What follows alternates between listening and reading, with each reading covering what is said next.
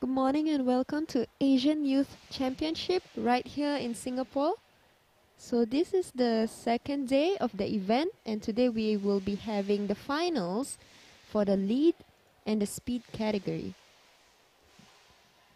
So there will be 8 finalists for each youth category. So there is Youth B, Youth A and Juniors and female and male.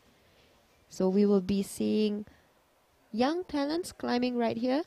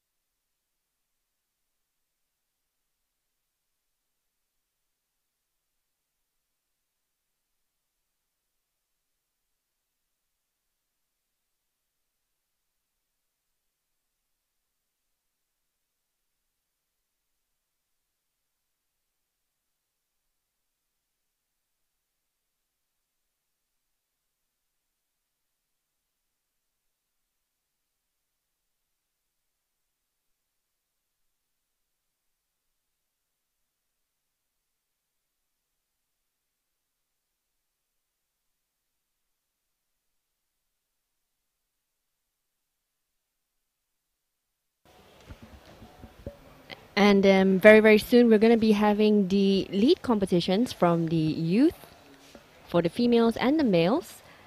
So what happens is a lot of these climbers have been climbing since yesterday for the lead qualifiers, and a lot of the routes actually showed how much how much prowess these climbers have, even at a very young age.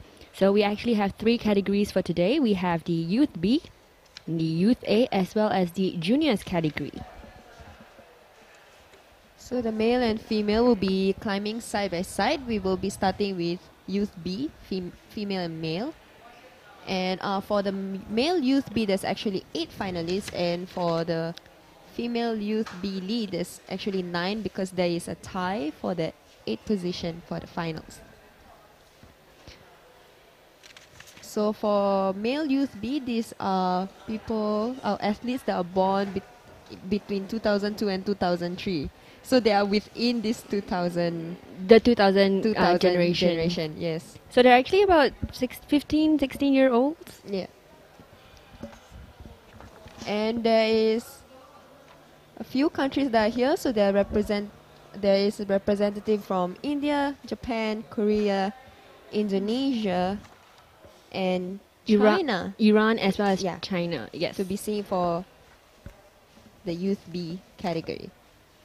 And so as the route judges and the setters are busy having a last-minute discussion, the competition will be coming out in a reverse order. The climbers will be coming out in a reverse order, wherein the top qualifiers will be climbing last. So we progress, we're gonna see climbers who are stronger than the previous ones coming out, and And quick trivia is that for the Youth A category, they are supposed to be taking part in all three categories for them to qualify for the Youth Olympics for these Sundays qualifiers. So it's going to be consecutive 4 days of climbing for them. It's going to be Yeah. a very long period of climbing for them, including not just the lead discipline, but also speed discipline, which is happening in the afternoon, Yeah. as well as bouldering, which will be taking part tomorrow and the day after. And then for the Sunday qualifiers. It's amazing to see all these really young talents, like really young talents, crushing it out on the wall. So a lot of competitors, about 50 competitors all over Asia, coming over to Singapore to fight it out for the top 8 positions. And our first climbers coming out.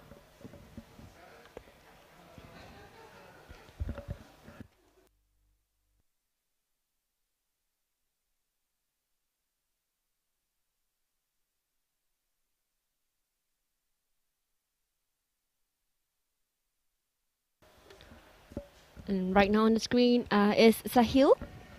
So actually, a lead competition, it takes a period of time.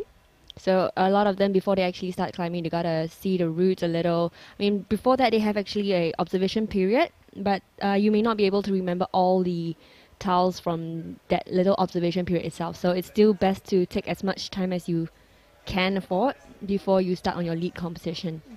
And of course, for the lead competition, there's actually a time limit. Yeah. So the 6-minute time limit for which it sees as far as you go, and once you reach the time limit, that would be your last placing for the route itself. And right now, just now on the other side, we saw Sahil, and right now joining him on the screen is Mahyo from Iran. So she's born in 2002. So these climbers are really young. So part of the rules as well is that our climbers cannot skip the clips. So before they move on, they must ensure that they have be able to clip the quick draws. If not, it might consider disqualification. Yeah, so unfortunately, yesterday we did have a competitor who skipped a clip, and she was asked to come down. It was kind of fortunate, but she did pretty well for the other route, so I guess it's pretty much okay for that. And then just Sahil. So looking at that tile that he's holding now, that S style doesn't look very good. And usually when in lead climbing, we usually want to relax our forearms, but I think our route setters put the routes in such a way that the moves are not always that relaxed. They really have to continue locking their arms, and if they have to lock their arms, it's harder for them to find a good resting point. And the thing is, the wall is 15 meters to 16 meters, so they have to have the endurance, and I'm Yes. pretty sure they've been training for this. So if you see the route that Mahia is on, this time round, a lot of the competitions actually take a lot on volumes as well as crimps, and there has yet to be a lot of climbers who were able to finish the entire route without finding a resting spot. It's because when you lead climb, you want to find that resting spot for you to recover as much as you can, and Mahia as well as Sahil. Oh, so close, Sahil. So sometimes when you're the first climber of the day, it's kind of early right now, but when you're the first climber of the day, it's advantageous in the sense that you get to do a clean route, but at the same time you have the pressure because you're the first to start, and what progress you have actually sets the bar for the following climbers after you. Just Mahia. And I think for Maya, I think we'll be seeing her in speed climbing as well. From her track record, she has a very good speed track record. So I think we will see her there. We'll see more of her. And what the climbers that are coming after them would be Hajime from Japan for the youth B, and for the female we have Meiyu from China.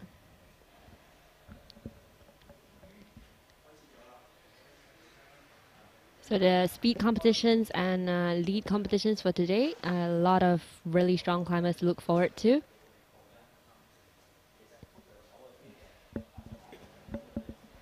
And coming up right now, is Hajime Takata from Japan. So Japan and Korea has been doing quite well for this period, this round of Asian Youth Championships. Yeah. So we're gonna see a lot of them climbing this afternoon itself, especially for the qualifiers. Especially from the qualifiers, they have made it through all the way to the finalist. Taking no hesitation, that's Hajime Takata from Japan, as well as Yimeyu from China. Looking at May's record back in Tehran in 2016, she actually came out 13 for a female youth B lead. So we will be seeing now she made it into finals, so we'll be seeing if she make it to a podium. We're gonna or be she get a seeing more of champion. her also. Yeah, exactly. And Hajime Takata.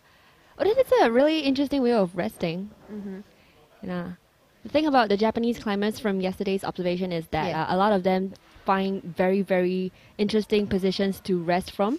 Especially from what you see now, it's pretty much like a boulder route to them. Yeah.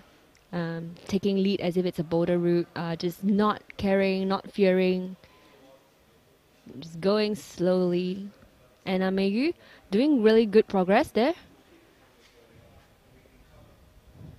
So in this kind of setting, right, I feel like the athletes cannot hesitate too long because they might waste a lot of energy if they rethink the way they think they should do it. I mean, when you're doing observation, you always have a plan on where do you think your feet should go, but sometimes when you execute it on the wall, it doesn't work as well as you thought it would be. Yes, And, especially then you have to quickly think in that position how to rectify your move. especially since a lot of these tiles themselves, because you're seeing it from the bottom up. Yeah. But as you progress and you actually use them, Yeah, exactly. you realize that they may not be what you expected. Yeah. And right now, Meiyu is holding this tile of volume, and actually the white part, as you told me just now earlier on, is smooth. The white part is very smooth. So that's valiant effort from Meiyu. But really going very strong, Hajime Takata. It looks like he's doing a boulder route actually. Yeah. Just not hesitating, just keep going. Very precise movements, calculated movements, and not taking any risk. So right now he is holding those crimps. So the underside of the crimp is actually the white area that I was telling you about. It's very smooth. I see. So actually during the qualifiers yesterday, there was this route for the male A and youth where all the volumes are all white surfaced. Yeah. So it's very polished, it's very smooth, and a lot of climbers actually fumbled from there. So I actually heard a running joke whereby a lot of these climbers were saying, maybe I should just buy new shoes for this because new shoes has better contact perhaps. But that's how much they felt that the white polished part was a bit of a fumble for them. But interestingly, the Japanese climbers didn't seem to mind the surface itself. Probably can tell why. Yeah. It's really taking a rest at every point. So I think he went a bit higher than Sahil just now. So it means he's in the scoring. He's probably ranking higher right now. But let's hope that he will finish all the way to the top. So right now we are looking at this huge blue volume, but it's actually quite flat. It's like what we usually call shadowless. So the surface is really, there's not much for you to hold on to. So there are small crimps on it to assist with the holding. So in lead climbing, it's very important to be able to pace yourself and be able to breathe as you go. And in lead climbing, sometimes fear is a factor because of the height element. Really good attempt by Hajime right there. So we will still be seeing 6 more climbers from the Youth B categories and 7 more for the girls. So these young athletes has been climbing for a couple of days now, and they had to travel down all the way here in Singapore. So I hope, even though they're competing, they find a time to sightsee maybe after the event. It'll be quite good for them to just take some rest after this competition.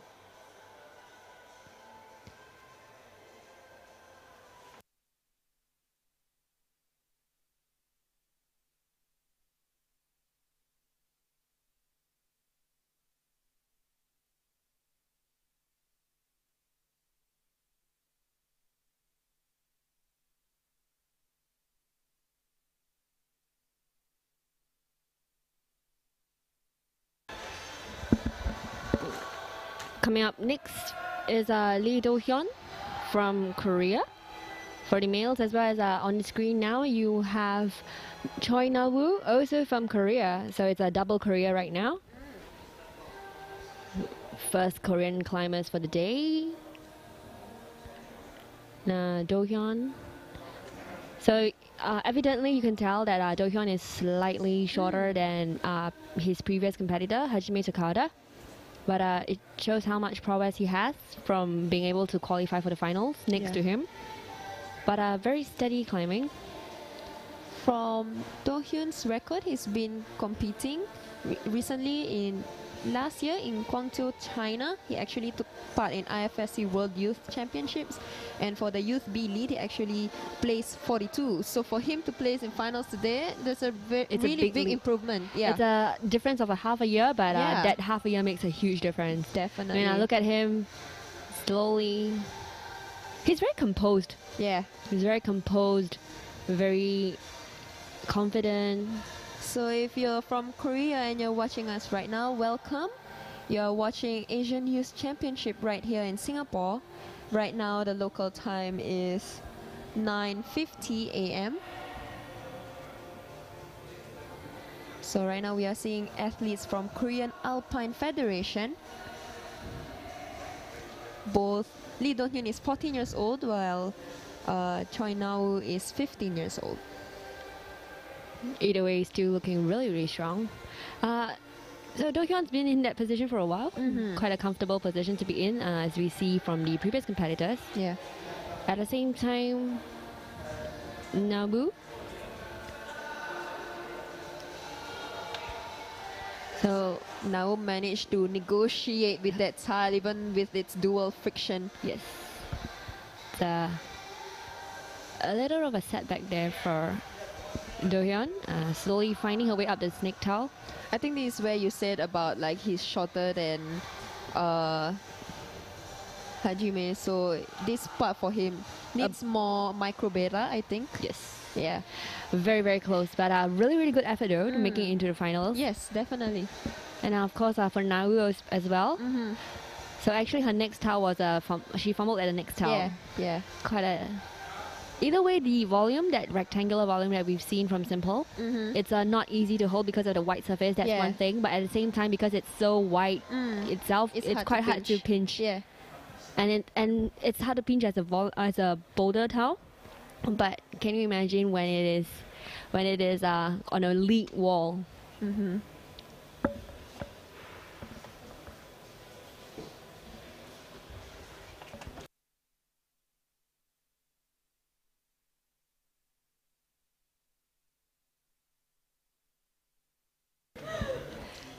Just a quick replay. And coming up next is Ravianto from Indonesia, as well as Ito Futaba from Japan. So Ito Futaba is actually 15 years old, and in last year in 2016 in Asian Youth Championship, she actually came out first for Youth B lead, as well as the boulder the Asian Youth Championship as well. And in her most recent competition in Guangzhou for IFSC World Youth Championship boulder, she came out second. So this is a rising star coming out right here. So all eyes on her right now. So as we said just now, the Japanese and the Koreans are quite dominating this competition, and we will see at the end of this competition which country will come out as top. But of course, we have other countries as well, such as Indonesia. We have Ravianto. Really, really strong climb from Ito Futaba. So Ravianto is 14 years old, and he hailed all the way from Yogyakarta, Indonesia. Yep, representing the Indonesian Climbing Federation.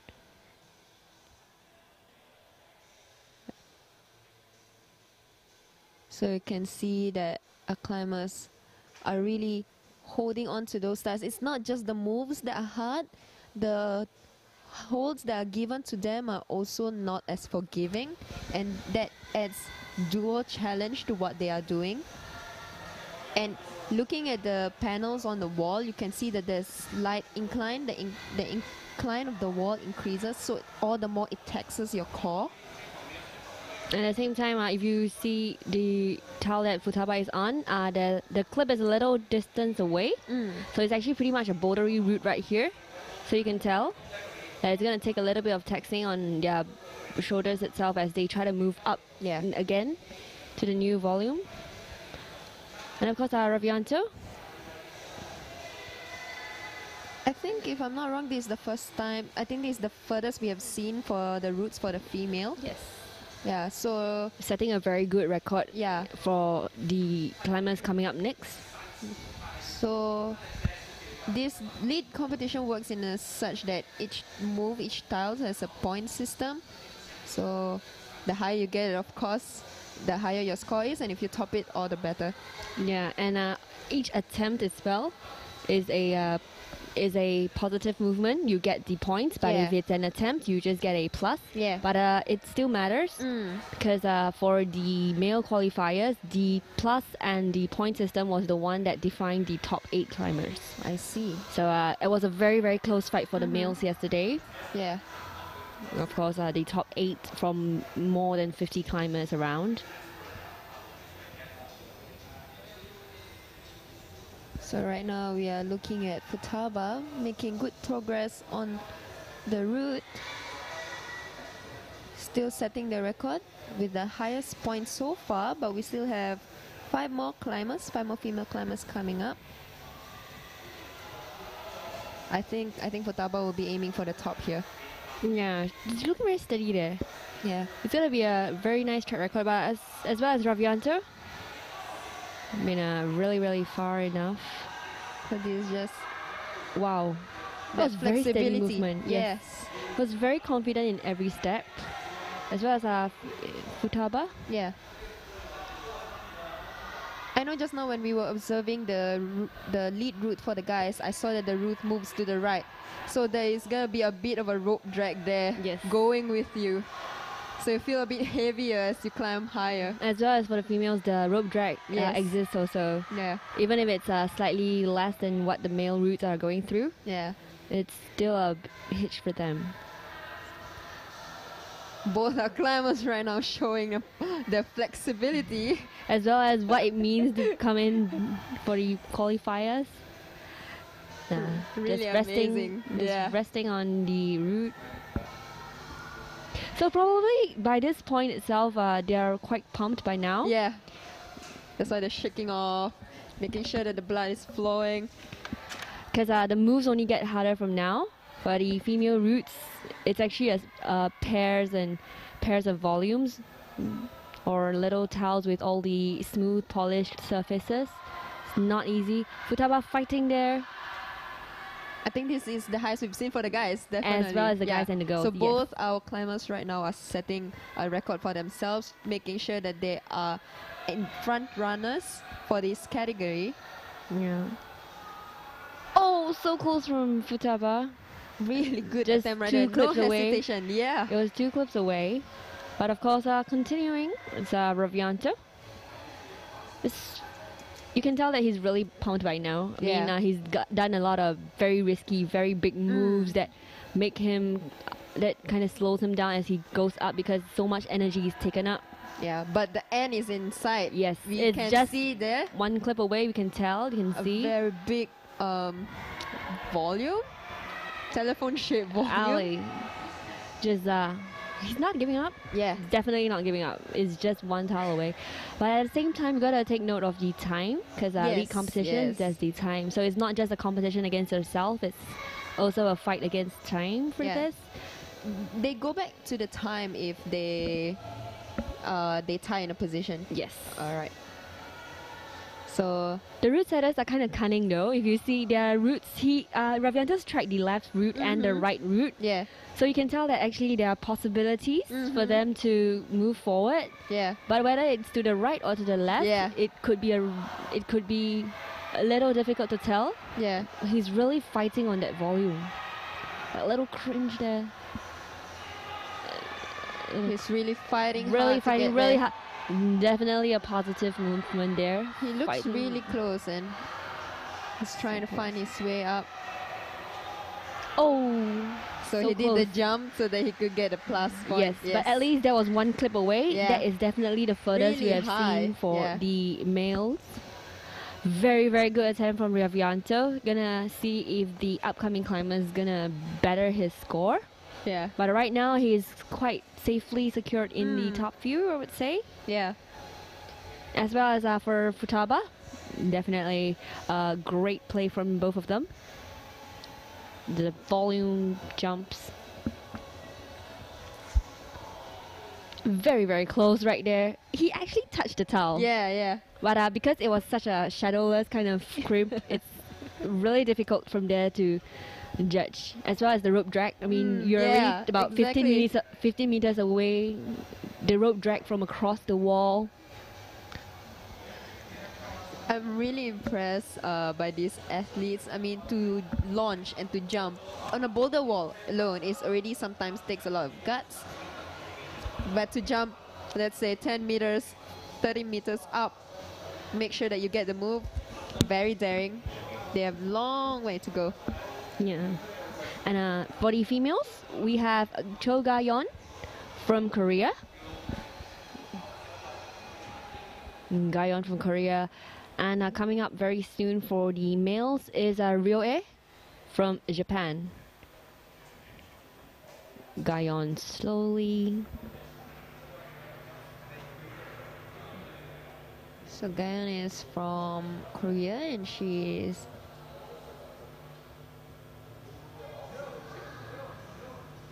(15 years old.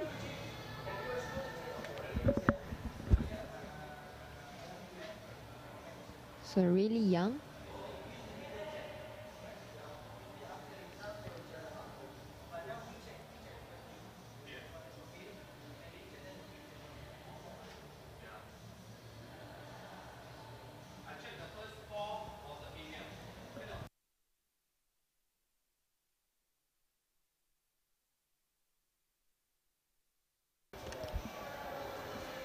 It's interesting how the Japanese climbers and the Korean climbers are so different in their way of climbing. The Korean climbers are quite flexible when they come to quite risky when they take flexible moves around, as well as the Japanese climbers. The Japanese climbers are more calculated risk, but at the same time, both of them don't hesitate.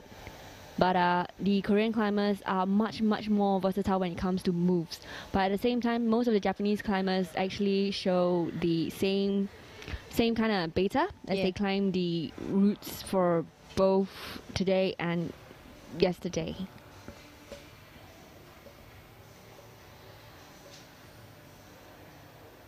So right now, Asian Youth Championships here in Singapore is actually held at Gorilla Climbing Gym. So it's a newly open gym here in Singapore hosting this event for all these young athletes. And if you're just joining us right now, the category that you are watching is Female Youth B Lead Finals. And so we just saw Ga-yeon's attempt on her final route. And still on the screen is Ryoe from Japan. Very steady progress. Very strong fingers right there.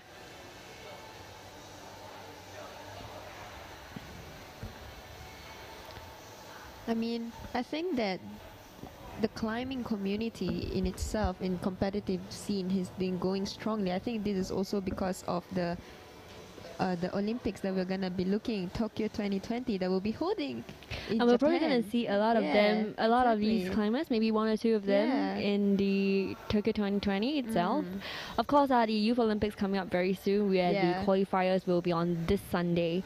It's gonna be a battle amongst the best because you gotta that's actually a point system whereby you Yeah. gotta be the highest scoring for all the points for you to qualify for the Youth Olympics. Yeah. And this point system includes all three disciplines: the lead, speed, and boulder. It's emulating what it will be like for the Olympics, Yes. because in the Olympics they also need to do all All three three. disciplines. Yeah, it's gonna be a really really tough fight, and consecutive climbing. Yeah, so they much. have to be very versatile in terms of not just the competition style, but during training they need to be able to split their time between speed, boulder, and lead, and find where it, I guess, they find a common ground for each of these. Because sometimes we have this mentality that if you're training for a particular discipline, it's hard to transfer that skills.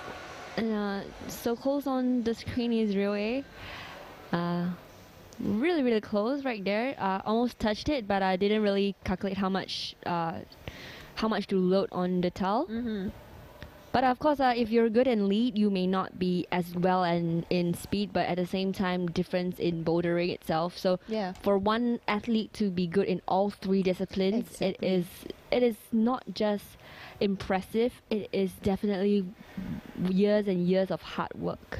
But the thing is, these athletes are young, so you're wondering where the all years coming from. Yeah. Well, youth is also progress, I guess. I guess when you're younger, you're nimble, you know. Very very close right there. I guess it's also because the pioneer generations of climbers have already established a really good baseline for them yes, to emulate train on, and yes. learn from. And of course, on the females route right now on screen is Saki from Japan. So looking at her track record, she actually came out as third for the female youth B lead in the Asian Youth Championship held at Iran in 2016. So that's awesome. A lot of these finalists all have qualified in the finals for the competitions just these few years. Yeah. So definitely familiar with each other. Looking at her track record, she also has done speed and boulder. She actually also have a podium finish for boulder in the same competition, Asian Youth Championship. So she also got third. And on the males, so it's a double Korea right now. It's Choi Jun-sok from Korea, Jun-sok and Saki. So for Jun-sok, he at the same time he also was the third position for the males. So male youth B lead, he was the third in Iran for the Asian Youth Championship. So actually his record looks good. He tried boulder, and boulder he came out fourth, and speed he came out sixth when he was there.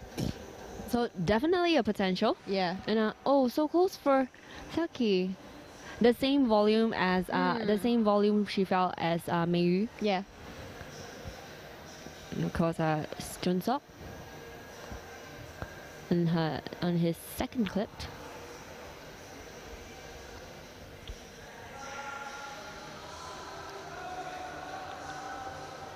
Perhaps this is his second international competition, as in when I was looking him up in the IFSC page, the only competition that is listed so far that under his name is the Asian Youth Championship Iran. So if this is his second international competition, it's really great. Yeah, he's to be doing able very to- well. Yeah. Probably like an exposure climb for him also. Yeah. But definitely gonna have a lot of potential from him. Yeah, maybe we'll be seeing him more in, I guess, in a world youth championship or even IFSC. So maybe soon enough we will see him in a higher league. Definitely a long way to go. Yeah.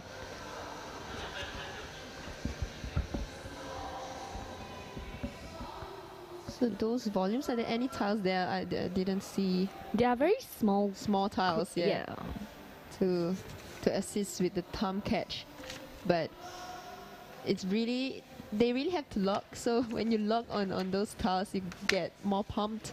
Yes, especially at the angle. Yeah. So it's actually you may not be able to tell, but the route itself, the wall is slightly inclined.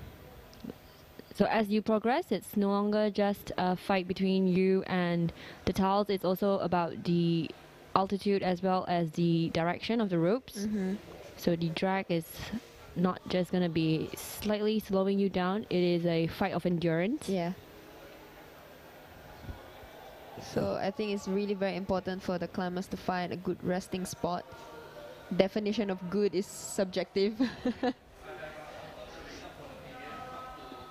But I gotta take into account the time also.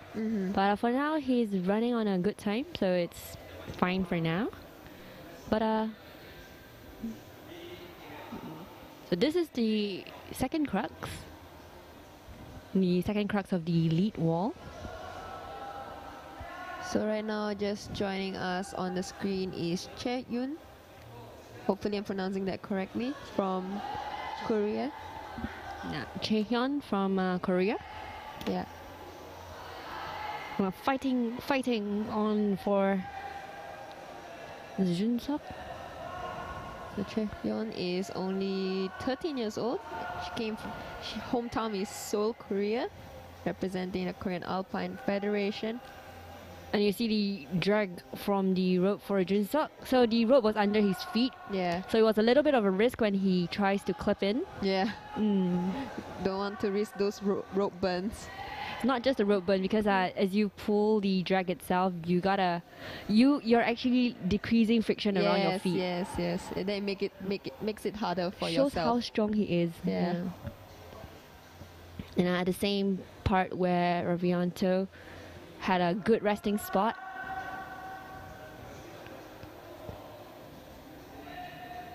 So right now, both our climbers are trying to work with these dual friction volumes. So-Hyun. I think this part is a crux for the girls. A lot of them fall in here. Yeah. So I mean, root setters always wants to put a part where. So close. Is Junseok. Hope he's all right. Yeah. When he fell, he kind of swung his it hips was against the wall. Oh. Hope he's all right. Probably gonna see him again very soon for the speeds and the boulder. But very, very good progress from there. So he's reached just reached one clip away from where Ravianto ended for his clipping. But of course, a little bit of distance away from Ravianto. And of course, So-Hyun's doing pretty well for the females. So far, Futaba's just really crushing the females for now. Yeah. But the stronger climbers will be coming up very, very soon. We have Ai Mori for the females, as well as Tani Natsuki, both from Japan. And of course, for the males, we have the strongest climbers for the youth B, as Rei Kawamata, as well as Hidemasa Nishida, both also from Japan. So our last 4 climbers are all from Japan. The top qualifiers are all from Japan. Not only in the IFSC where we see in the bouldering that we see all the Japanese dominating, even here in the youth level we see the Japanese team also dominating. So it's a really strong team all around. So the Japanese the association is really doing very well supporting these athletes. At the home ground Olympics 2020 for the Japanese, definitely gonna see them around. Maybe they would really want to, this is our home ground and we will win it too. That would be awesome for them. So right now on screen you see is Rei Kawamata from Japan.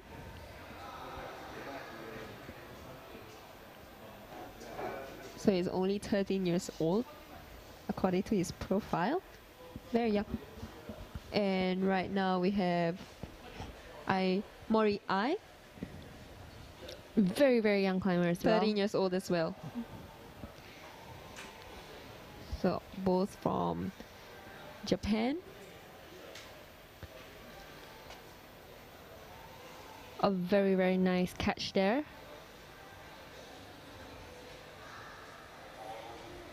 Mori.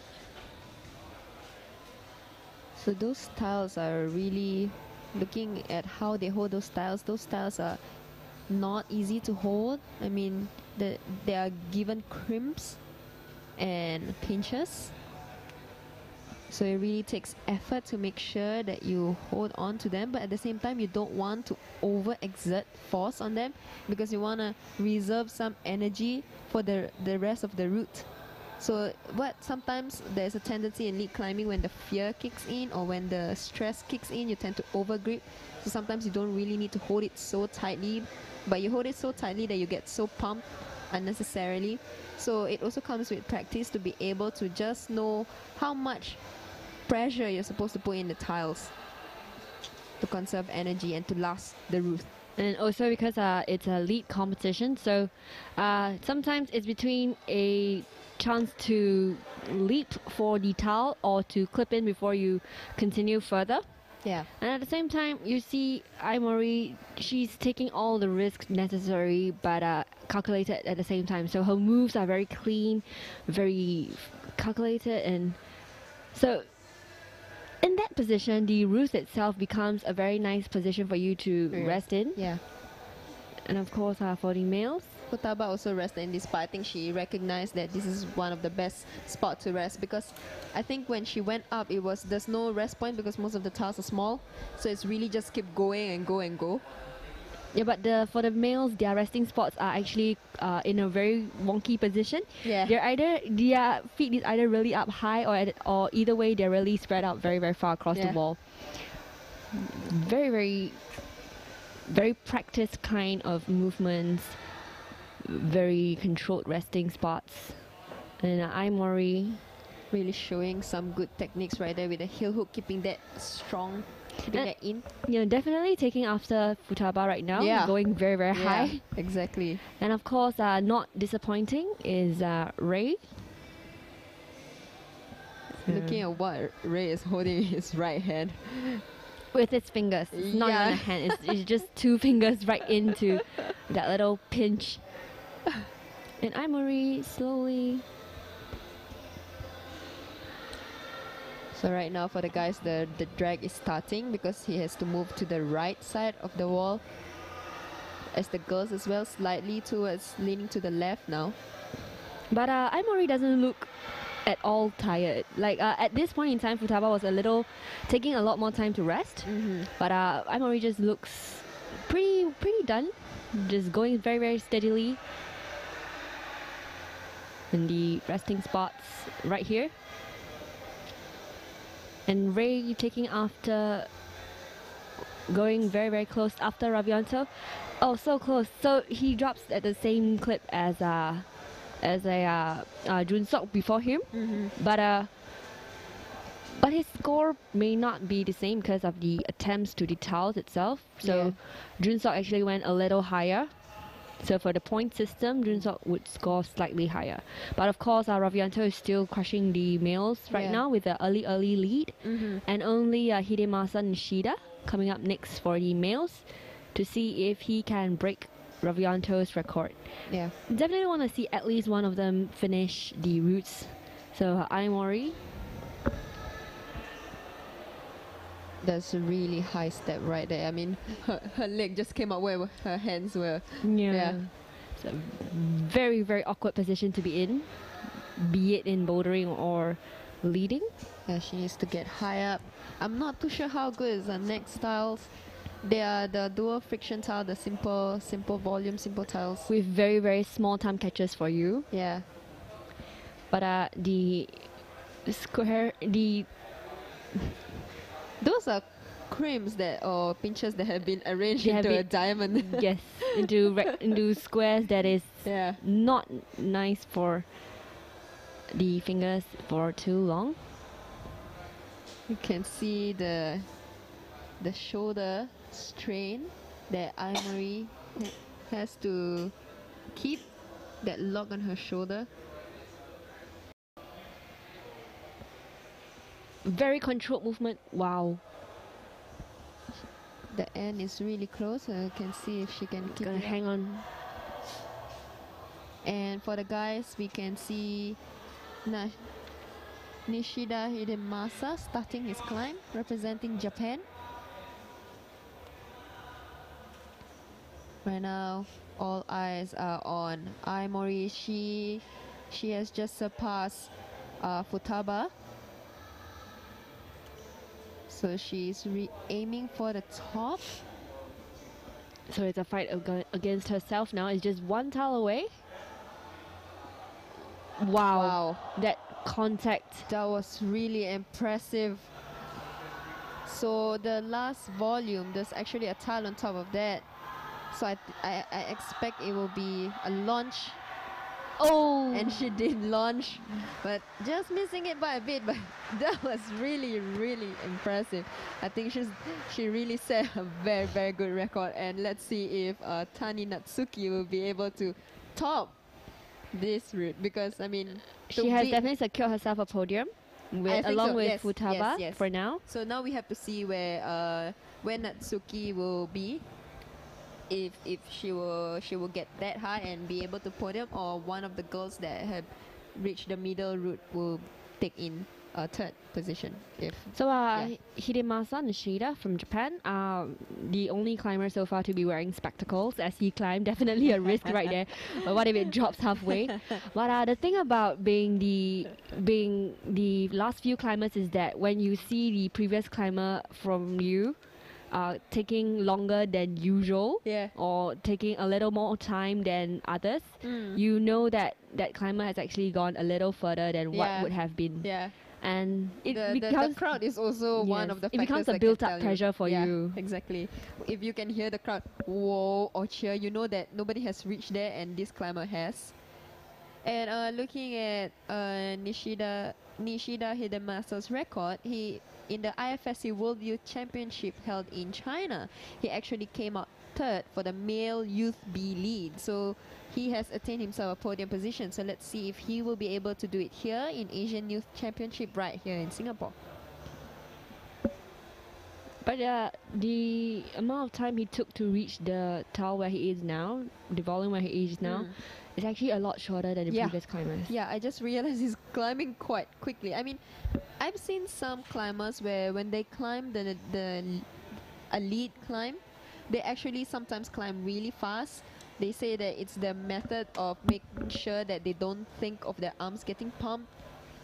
Like the faster they move, the less they have to think about the pain of their feeling on their muscles. So I get that's one strategy for them to do. Yeah, and if you realize that Hidemasa actually clipped and reached out for the tile at the same time, so that is very confident clipping. So that was one thing that I realized about the Japanese climbers. Their clipping is very smooth. Yeah. So it actually doesn't take them as much effort or time to secure themselves. You don't think much about it now, but when you realize that these small things matters a lot. Yeah, just like clipping efficiently, clipping fast matters, because the more you hold on a tile trying to fiddle with the quick draws, the more you will lose strength if you're just holding on and not moving up the route. It's really, really fast progress all the way to where he is now. Yeah. Which is where the previous climbers, Junsok as well as Ray, were. It's a little risk in a very, very safe spot. And you see his hand was being hindered by the rope, but definitely did a good progress right there. So there's a difference between to clip in now or to just take a resting spot and find his best position to be in before he moves on for the last crux before the top. So right now we have our last climber for the female youth B lead. We have Tani Natsuki representing Japan. She is 13 years old. And great progress from Hidemasa. Definitely very good progress right there. I mean, this is our last climber for the male youth B, so I hope he finishes. I would like to see how it's And he's ended. showing us what it means to be the top qualifier. Yeah. And a safe clip right there for lounging for the final towel. A very, very big movement. Wow. He's got to catch it and he needs to clip the last one. it's a very, very nice towel to be in. And a very, very nice hook there. Yeah. It's not even a hook, it's actually just I'm just gonna wrap my legs around it. And he's gotta get the top for it. Yeah. a little yes, difficult. that's what I expected. That was what I expected. Yeah, I expected that you need to put your entire leg inside. Or at least be Yeah. crunched in. Yeah. Very, very Awesome. well done by Hidemasa Nishida from Japan. Securing the first place for him. I guess that will add to his track record right now. Really great improvement from third in To first in position China to in first. less than half a year. Yeah. Very, very great progress. I think it's the spectacles. Maybe I should climb. He in did spectacles adjust it next just now time. when he was climbing. Yes. It was like, But had the he's time to very, adjust. very comfortable with it. yeah. You know, I mean, very do whatever's confident. comfortable for you. Yes. To each And of his own. course, same time, Natsuki. Mm-hmm. A little pressure from her because Yeah. her teammate has just finished the And I think she roots, heard just before topped the cheering. roots, Yeah. the resting spot right there.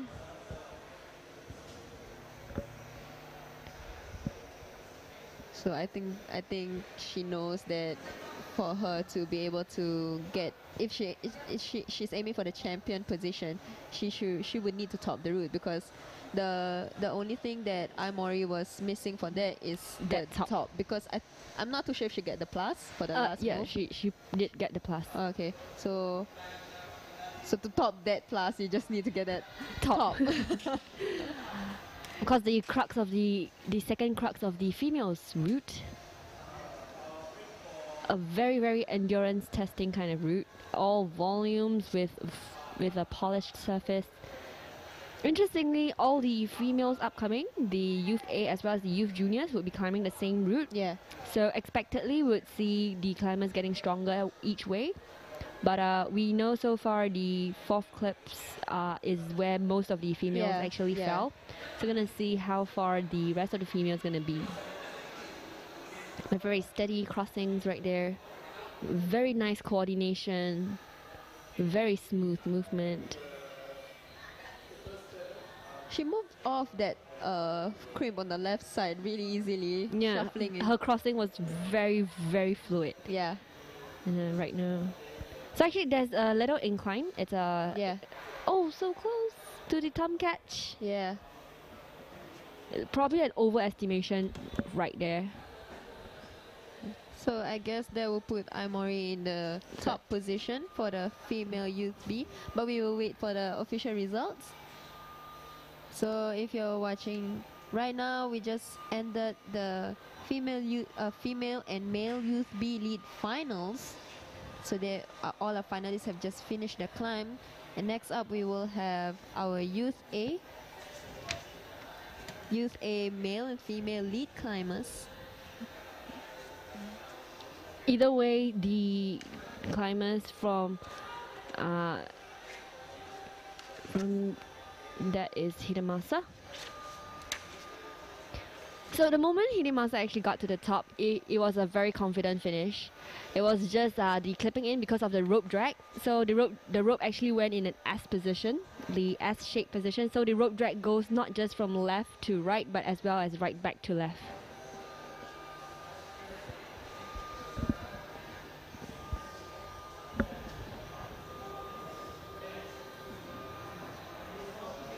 So I just want to greet you all a very good morning. Right now we are here in Singapore at Gorilla Climbing Gym for the Asian Youth Championship. Today we are having the lead finals as well as the speed finals. And tomorrow we will have the bouldering qualifiers, bouldering finals on Saturday, as well as the qualification round for to qualify for the Youth Olympics. So right now I just want to talk about our partners for this event. We actually have Kailas. An interesting fact, the name Kailas is actually derived from the name of the holy Tibetan mountain Kailash. And so essentially this mountain has a very rugged terrain, high altitude and harsh weather. But those who go to this mountain for the pilgrimage remain undeterred.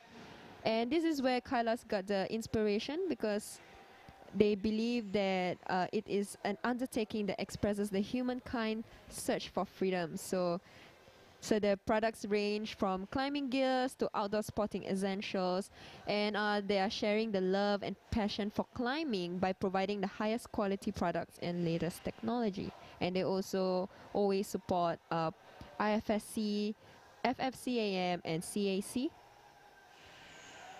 promoting climbing and mountaineering worldwide. And at the same time, we also have Gecko King. So it's actually a holding company situated in Beijing.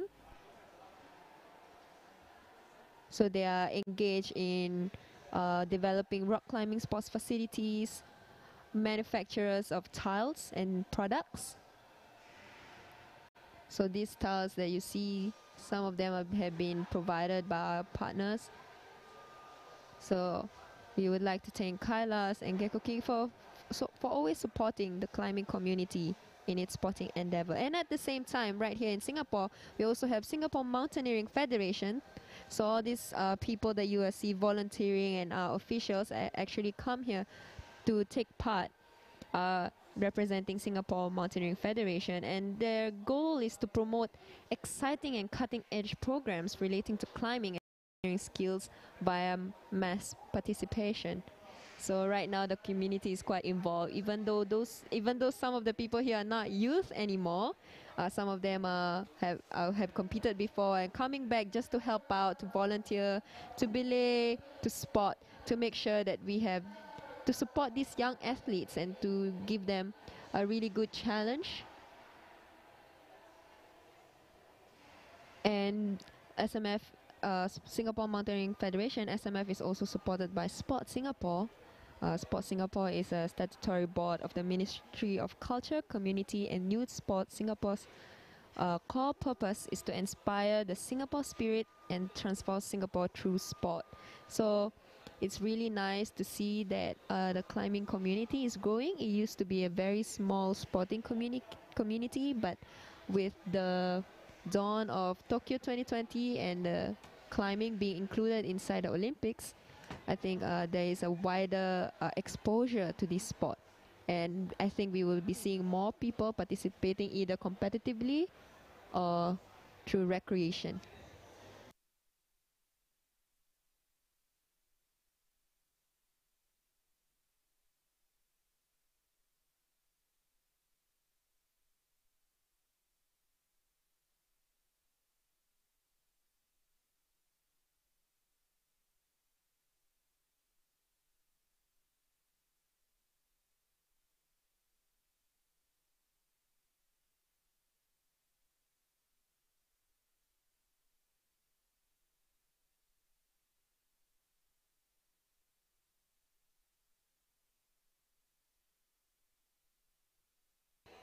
Of course, not forgetting the main uh, organizers of this event, IFSC Asia. So IFSC is an international non-governmental non-profit organization, and their objective is to direct, regulate, promote, develop, and further enhance climbing competitions around the world. So recently we have been seeing the IFSC World Cup, if you've been following. And so right now so IFSC also organizes event for youth. And the last 2 decades have been a period of spectacular growth for both sport climbing and the organization. And sport climbing has gained credibility not only as a competitive sport but also for its social values. And definitely IFSC and the sport itself is young, and it's really good to see that it is cultivating the progress of the sport and in its growth and development. So right now, our organizers, our volunteers and officials are currently doing some cleanup maintenance on the routes to make sure that our Youth A lead finalists will be able to have a good climb. So these professionals have been working tirelessly these past few days. I mean, to set for bouldering is usually already quite hard because even though the wall is shorter, so to set a lead wall route, it actually takes more effort and time. And really kudos to our route setters and our organizers and our volunteers that have come down right here. And if you are coming down to Singapore, you are actually here in Singapore and have not been here before, I hope that you find time to go around the country. It's usually, right now, it's usually more sunny than rainy. It's the summer season. Yeah, There's summer a lot season. of We activities do have a going summer on. season. We do have a summer season throughout the year, I guess. Yeah, it's a summer season throughout the year, but there is a period where it's sunnier than the rest of the year. Yeah. So this is the period where it's sunny and everyone goes to the beach. And of course, it is also the climbing season. A lot of really, really interesting and exciting competitions coming up. We just recently had a IFSC recognized Pump Fest last week, and of course, upcoming another competition, the Boulder Active. Yeah, and some of these young climbers will actually be joining in this. Especially, we're going to be seeing Futaba. Yes, because I think she will be representing the North Face Cup for it. Yeah. Very, very strong climbers across Asia.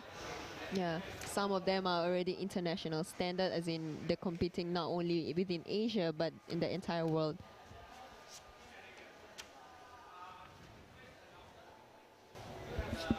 And on the male routes, we see the route setters just taking out some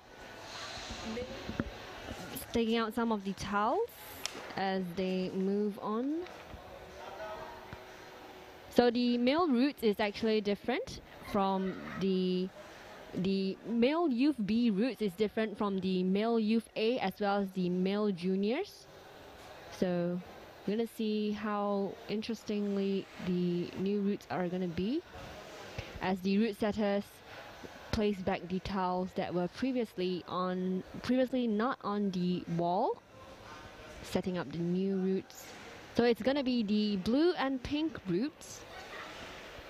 In the gym, the wall is really, really huge for them. Very, very comfortable. Just busy.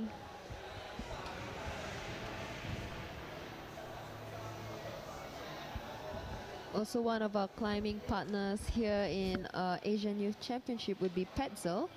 And Petzel's roots lie in the desire of its founders to serve one passion, exploration. And since its beginning in caving, the company's mission has remained constant to offer practical solutions that allow people to progress. So some of the products that we see right here are climbing gears and quick draws and hardware and simple like chalk bags and so on are actually provided by them in support of Asian Youth Championship.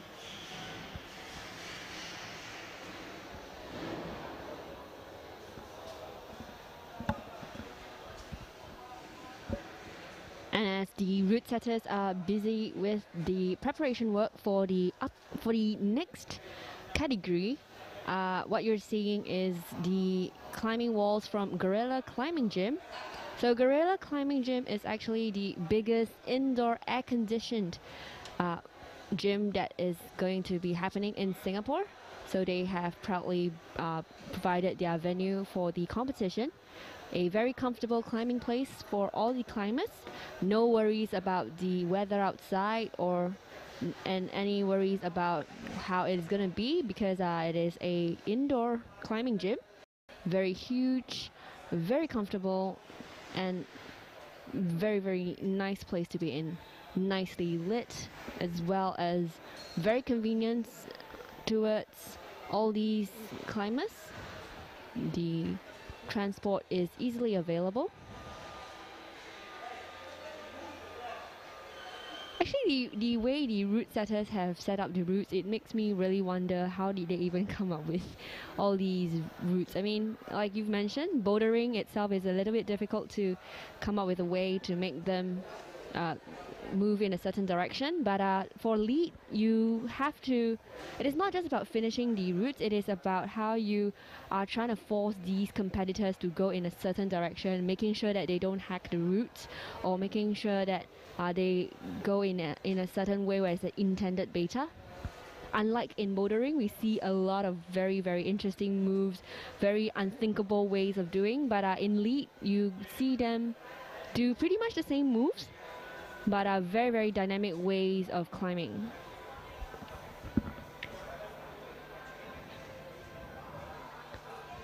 And of course, while we have the route setters setting up, the climbers are all in isolation. So in isolation, it happens that the longer you wait inside, the anxiety builds up, the pressure builds up for you. It's going to be a long day for many of these climbers, as well as a long week. The upcoming Youth Olympics qualifiers on the Sunday. So this lead event is very important to them. It is the starting event for them. And it's going to be the one that sets a baseline for how they're going to perform in the upcoming speed as well as boulder categories.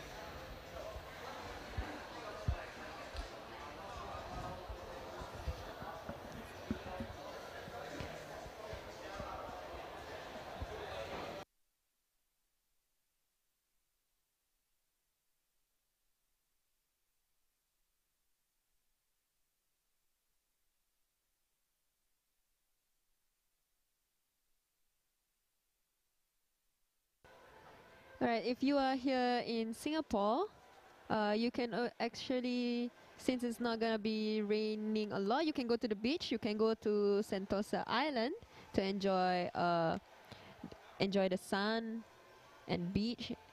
And there's also indoor skydiving actually at Sentosa Island that called I Fly Singapore. So that's one thing you can do while you're here. Other than that, you can also visit Singapore Botanic Gardens. So this is a botanical oasis that shows attraction on National Orchid Garden and as well as Children's Garden. And if you're into arts, you can go to Singapore National Gallery Singapore and take a tour. In fact, we know the Kusama exhibition Kusama is there? exhibition, yes. It's definitely worth a visit. And of course, definitely, you gotta get the food in Singapore. Yes, there's so much food. Yes, exactly. There are places we call hawker centers. Yeah, as well as a lot of cafes if you're into the cafe culture. Of course, in the meantime, this is the season for a lot of seasonal fruits, including durian as well as soursop. Yeah. So definitely gotta check them out.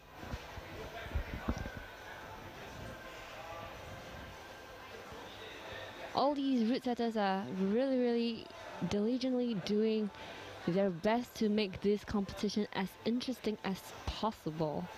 As they remove the towels, you gotta see.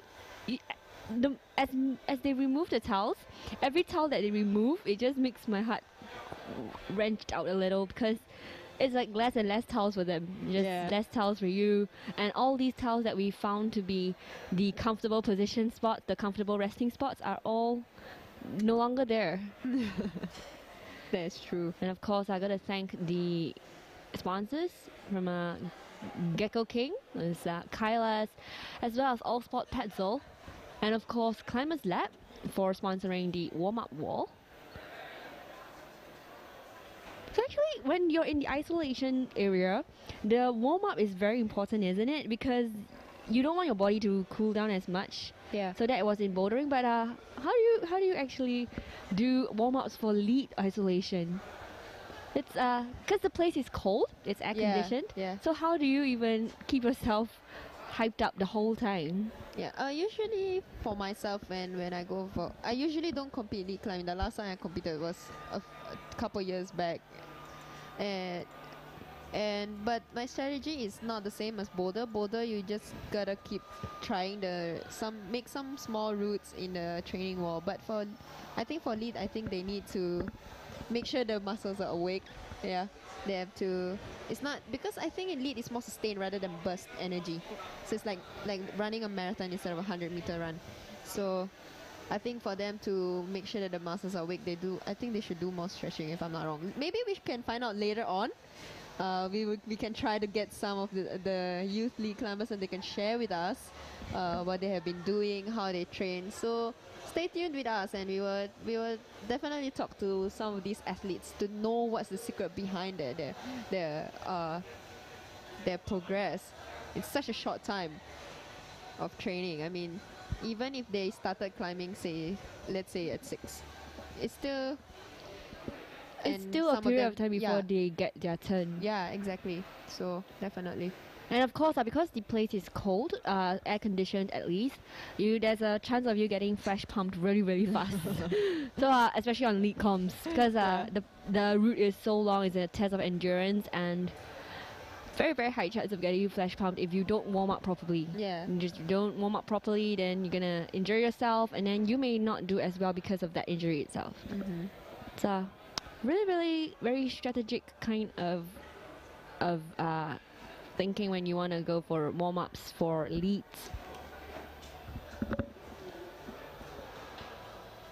So actually, last time that I've watched Asian Youth Championship was at Putrajaya, Malaysia. I didn't manage to catch the one that is in Iran, so I managed to watch the one in Malaysia, and I was can really see how even though these athletes are strong, and you would think they're like very disciplined. I think they are when it comes to training. But when you see them interact with each other, you would remember that they are just teenagers. That they would do the usual teenage stuff. They would laugh with each other, joke around, run around the area, and play catching sometimes to just warm themselves up and have fun while waiting for their turn. So it's different when you see them hyper focused on a route. They look very serious. They look mature for their age. And when you see them on the ground, just being themselves, they are really youthful and just really normal teenagers. I mean, then again, they're just like 15, 16. Yeah, exactly. Very mature people climbing very strong. So the fact that they can have this like on switch, that switch when they want to focus is like really good. It's a conf mode on, com mode off. Yes, exactly. Different hats. But definitely hats off to how they even start the route itself. Yeah. I mean, it looks easy on the screen, but when you observe it, the in cuts are not very solid, not very nice. And of course, the inclines as well as the roofs around. So if you're watching right now and you are on the live chat, just ask which country you're from. If you're watching from overseas, do let us know where you're from so that we can say hi. So if you're from Korea, you're from Japan, Indonesia, Iran, India, Kazakhstan, please tell us. We would love to hear from you. And of course, you can write your bets on who's gonna be coming up on the top for the Youth A as well as the juniors. Why not? So it's a little competition and a little bet between yourselves. And just waiting for the Asian Youth. I mean, right now here in Singapore, it's 10:50 a.m. It's about brunch time. Yeah, it's still a long way to go for lunch. But thinking about lunch, you know, if you're in Singapore, food that you can try, there's things like cannot miss out the chicken rice. Chicken rice. There's the chili crab, fish head curry, fried carrot cake, laksa. Yeah. So the palate is sometimes, I would say, is spicy. So most food are spicy. There's always the chili element. So if you're that kind of adventurous foodie, you should try all these food. Yeah, since you're here anyway. And definitely cannot miss out the nasi lemak chilies, the sambal chilies. They're the best. I think you cannot know a country until you've tried the food. Yes. So that's how you. The food culture. Yeah, the food culture tells a lot about the country itself. Yeah. And of course, as a climber itself, when you're around in Singapore, you can always check out the gyms. Yeah, there's a lot of gyms around in Singapore, easily available to anybody. Mm-hmm. We provide bouldering as well as lead climbing, and of course, top rope climbing if you like.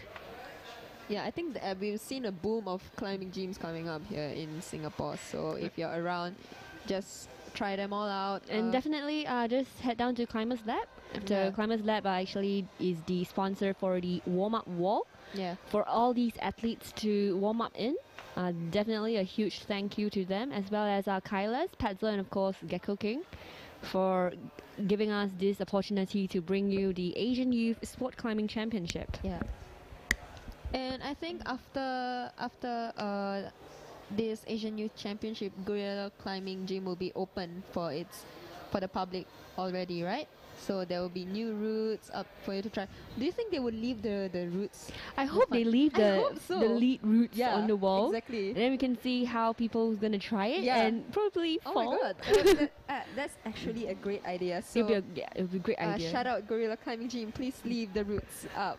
We would like to try them. I mean, we would love to try it, but it is gonna be so exciting to see anybody finish it. Yeah. I mean, well, technically they're just youth in a sense, but of course we have strong climbers out there, the veteran climbers Yeah. out there, but it is not every day that you get to have a route that is competition level Yeah, exactly. or competition style. That is actually set by IFSC IFSC route standards, setters. Yes. So that would be. I mean, if they do that, I'll definitely come here. Definitely, and even if you don't, you gotta check it out because this place is huge. It's more than 8,000 square feet, and it's air conditioned. And there's a lot of panels for bouldering, and of course a speed wall, Yeah. and a huge period and a huge area of lead climbing walls. It's gonna be very exciting as the upcoming summer competition is gonna be held. Of course, the Boulder Active coming up and the Transcend. Of course, we're gonna see you again.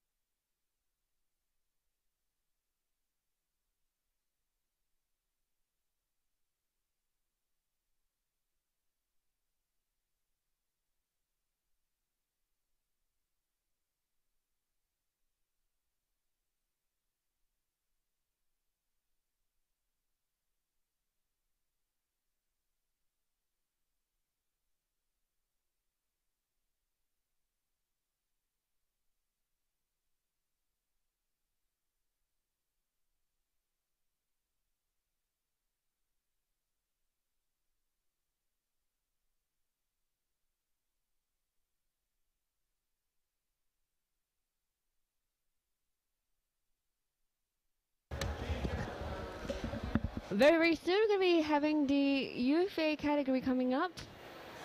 Now, last minute discussions from all the route setters and the route judges. Just taking the topo for the male route as the route setters has just changed much of it. So we no longer see the black volumes and green tiles around.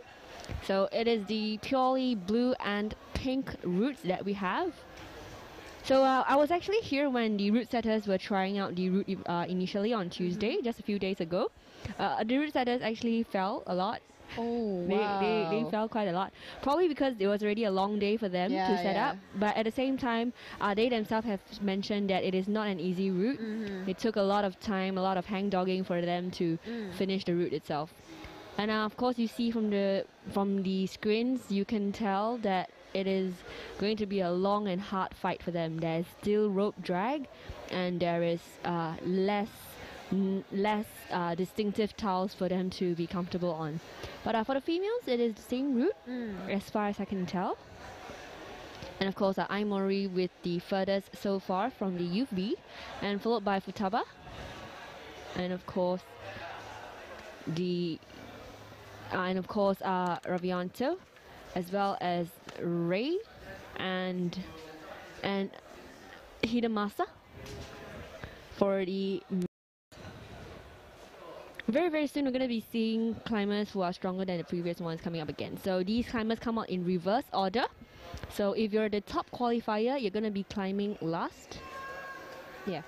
So the stress comes out as your climbers before you start climbing, and you kind of can tell how much they have progressed by the amount of time they have left for you to the next climbers.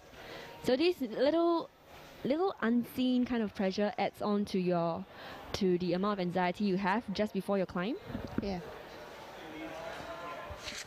And for our female Youth A lead finalists, we have 8 climbers, and same for the male Youth A lead finalists, there's only 8. Yeah, so these climbers are born between 2000 and 2001. Yeah, so these are the people who are just born at the turn of the turn of the millennium. Yeah, turn of the millennium. Yeah. So we have countries represented: China, Korea, Indonesia, Japan, As well Iran, as- Korea, And Thailand. nice.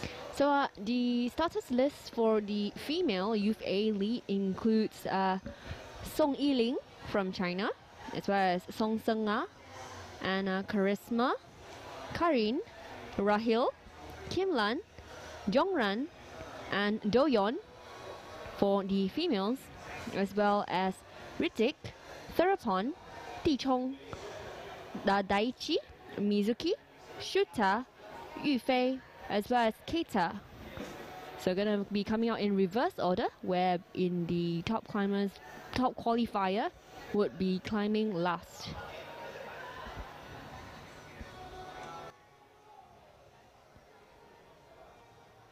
So right now you can see that we have viewers from Singapore right here in a local ground. So if you're watching from overseas, do let us know and tell us what time is it there. I mean, is it the same time? I think not. Some countries will be different time. Yeah. So if you're watching this in the wee hours or late afternoon or something, do let us know.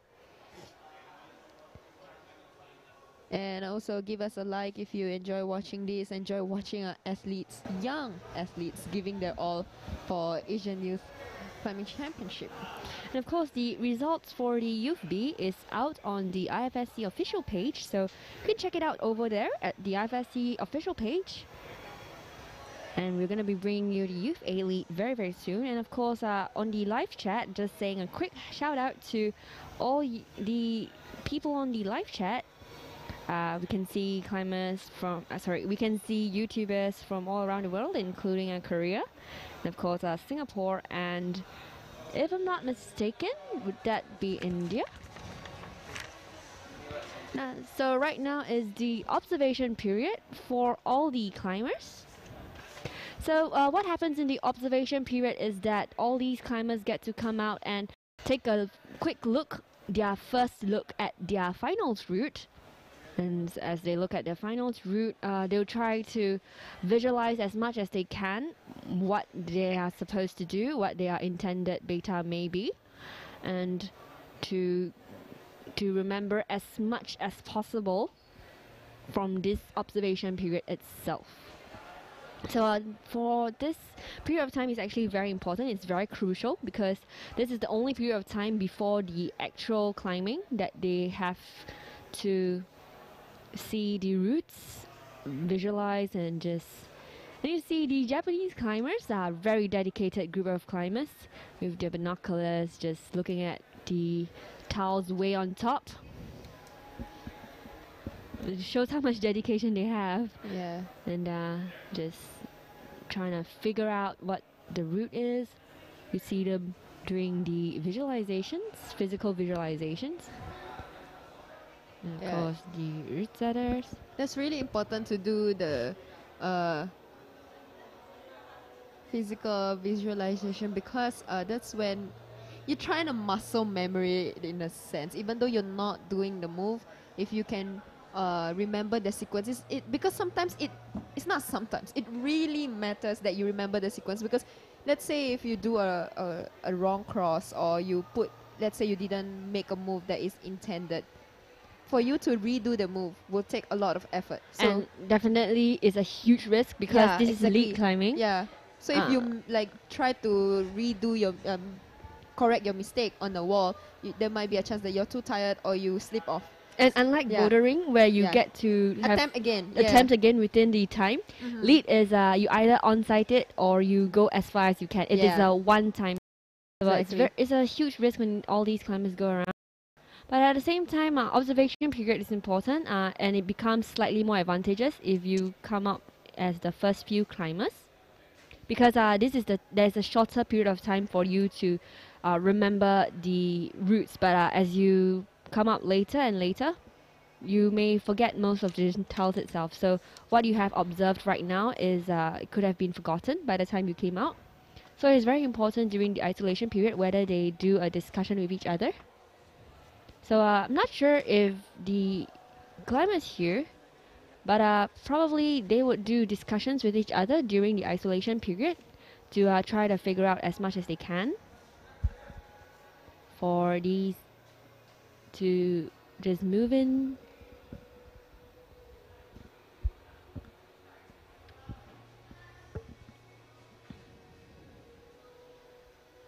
So the climbers that you see on screen, they include the Youth A climbers as well as the Junior climbers. Yeah. So in case you were wondering why is there so many climbers around, actually it's the Youth A climbers as well as the Junior category climbers.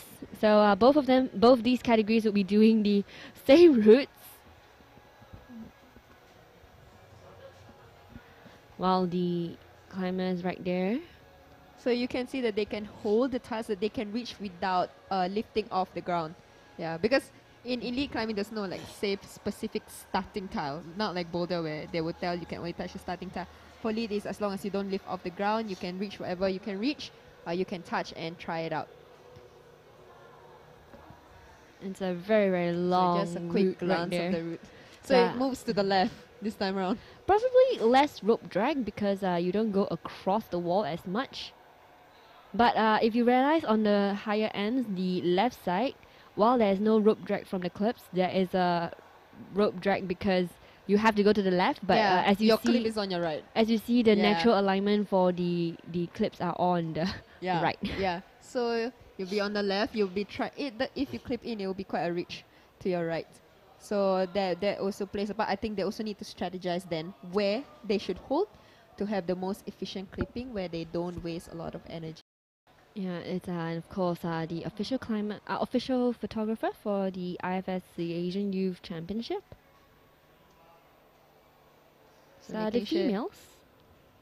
Oh, I think our first female climber is coming out now. So for our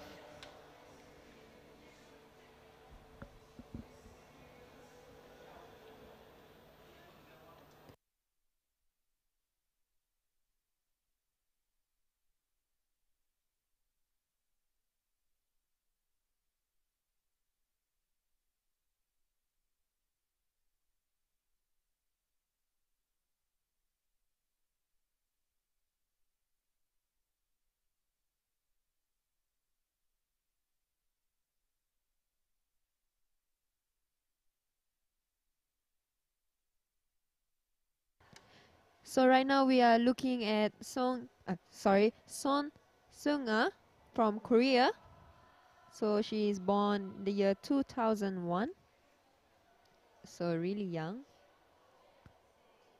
So they will be doing the same route as what the youth B, female youth B lead finalists have done.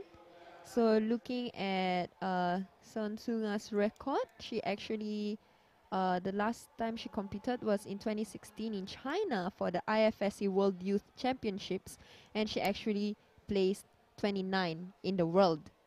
So right now she's contending here in Asia, and she made it to the finals. So we definitely these climbers are packing a punch. Definitely have good resumes with them already at such a young age.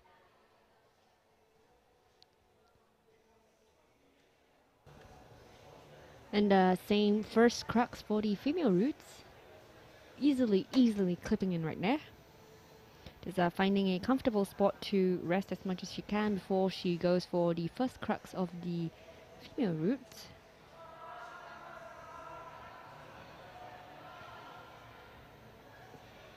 It's a really, really great, very fluid movement. So now we are watching her in the first crux. I would say this. I think this is the first main crux She's of a the little, route. perhaps I was speaking a little bit too early. A little struggle right there.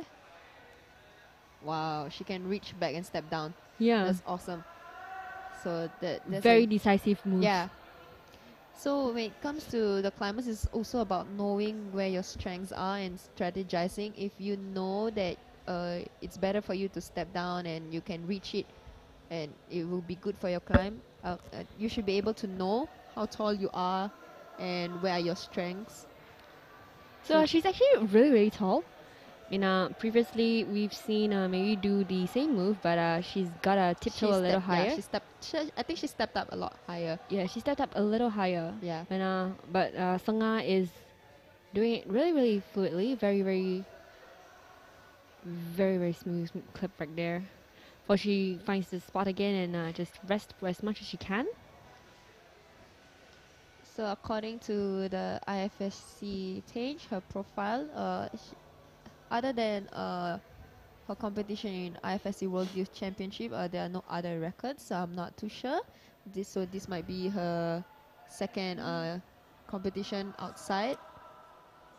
But to international be level. qualified from more than 50 climbers around the Asia, definitely very, very, very strong climber.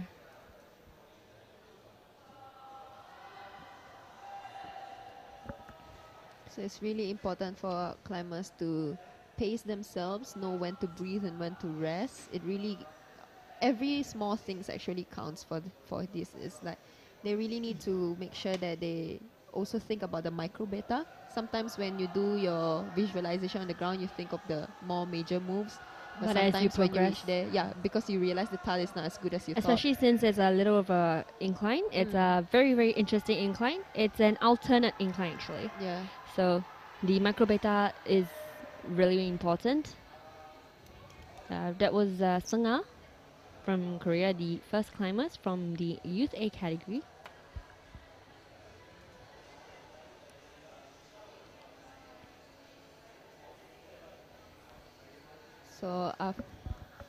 So right now that will be the highest position so far, and we still have 7 climbers left to come out.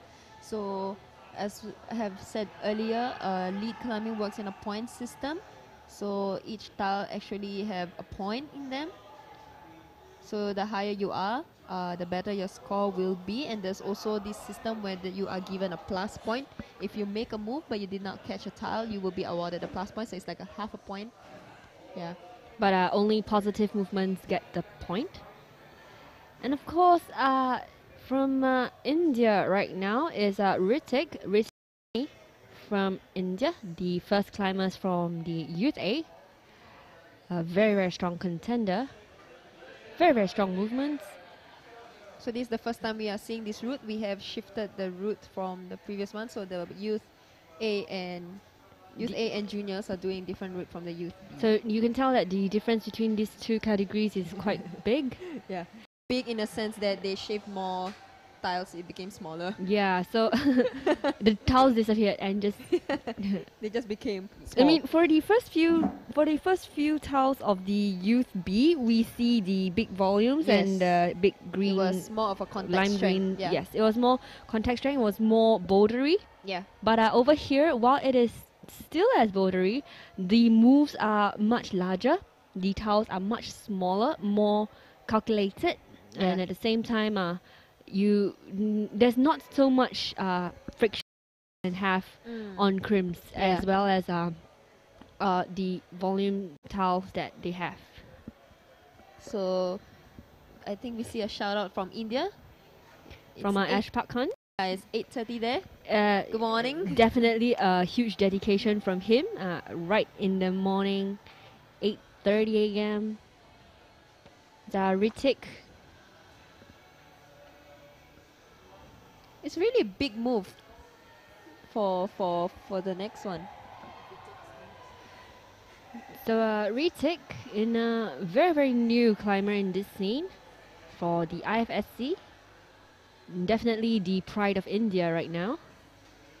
Very young climber, very controlled movements, very nice resting spots. But it's going to be taking more than just your endurance. As you can see, he's getting a little bit pumped already. Yeah.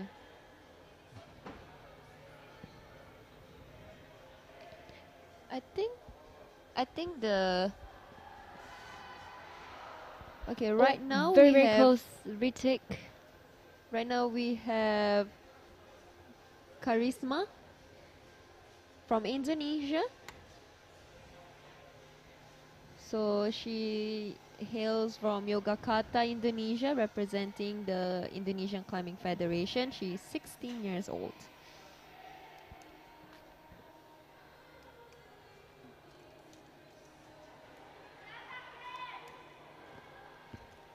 And you can tell that she's got a very good cheerleading squad right there.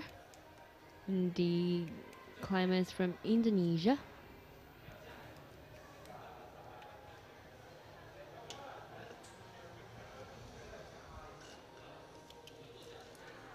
And of course, very flexible movement from Charisma.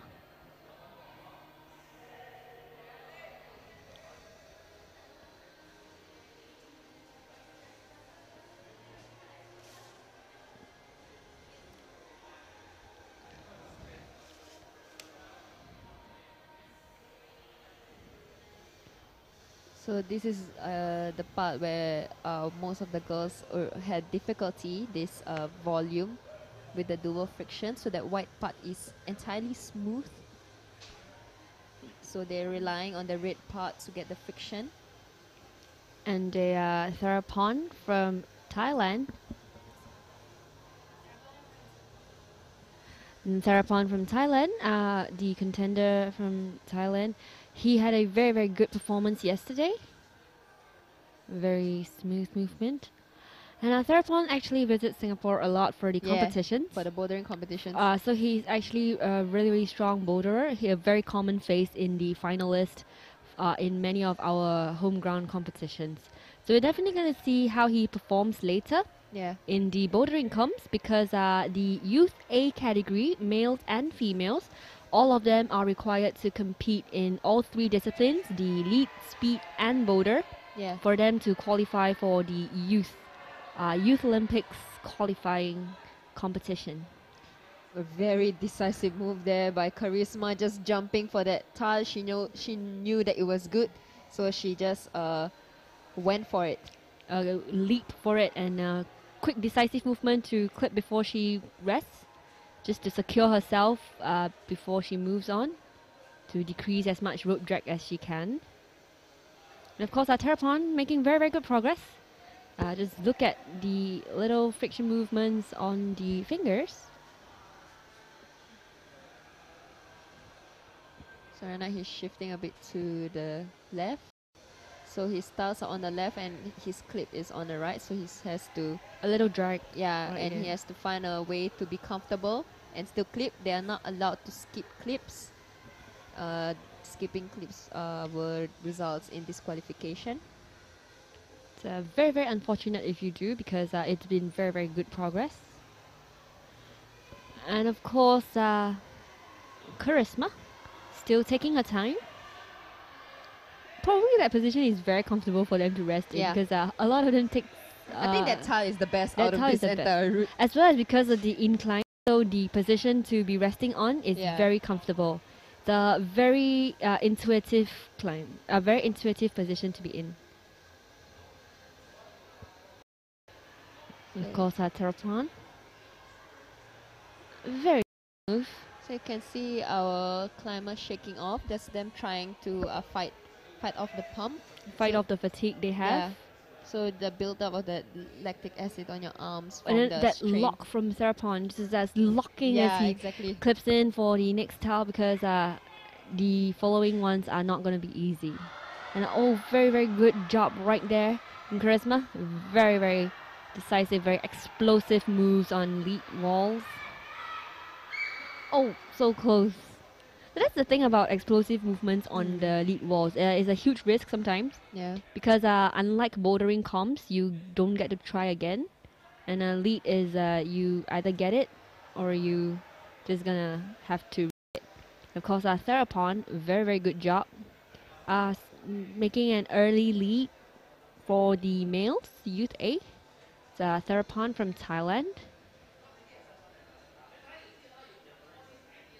So we've seen how the huge blue round volume, the shadowless Yeah. blue volume, has posed as a problem for the Youth B category climbers earlier this morning.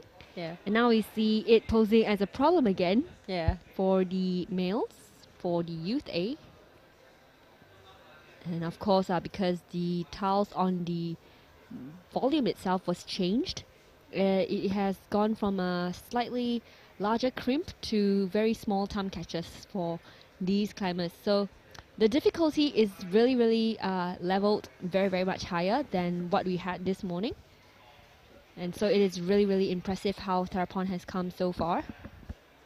Alright, so right now for the female youth A, we are seeing Kojima Karin from Japan.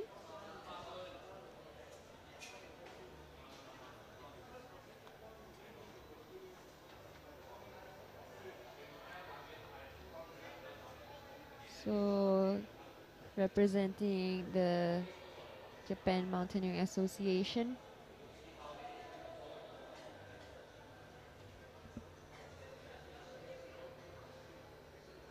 So right now we can see that there are small tiles on those volumes, and they're really small, so just enough for your fingers, like one pad of your fingers. So it's not even a full. You can't even put your hands fully inside. And for right now on your screen, we are seeing representing China, Huang Dichong. So Huang Dichong from China. Moving to those crimps.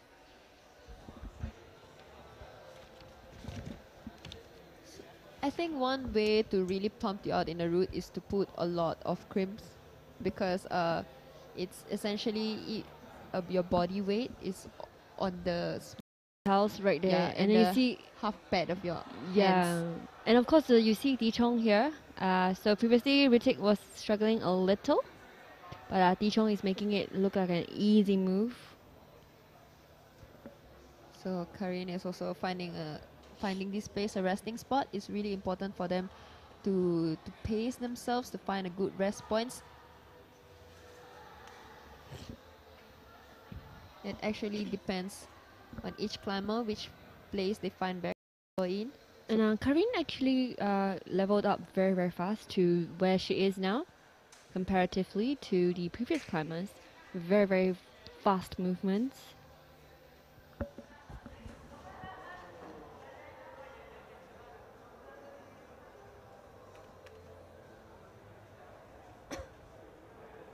So right now climbers are slowly making their way on problems. So it might not be very obvious, but the wall actually has a bit of incline, so our climbers are not only straining through bad tiles, bad handholds, but it's also them fighting against gravity. Really have to engage their core to make sure they stay close to the wall. So it's really a full body exertion for these climbers. It's just not just a full body exertion too. It's a really really long endurance climb. Yeah. And because there's so many crimps up to now for the male, Yeah. so many crimps around, it is full controlled body movements. And of course, the rope drag is going to come very, very soon for Dichong. Karin. So very interestingly, instead of bringing the rope to the clip, Karin actually brought the clip to the rope. Yeah. Yeah. Very, very practiced kind of move. Yeah. I mean, you find ways that are efficient for your climb. Definitely important. All these small things matter. And so there is Kojima Karin on her finals route.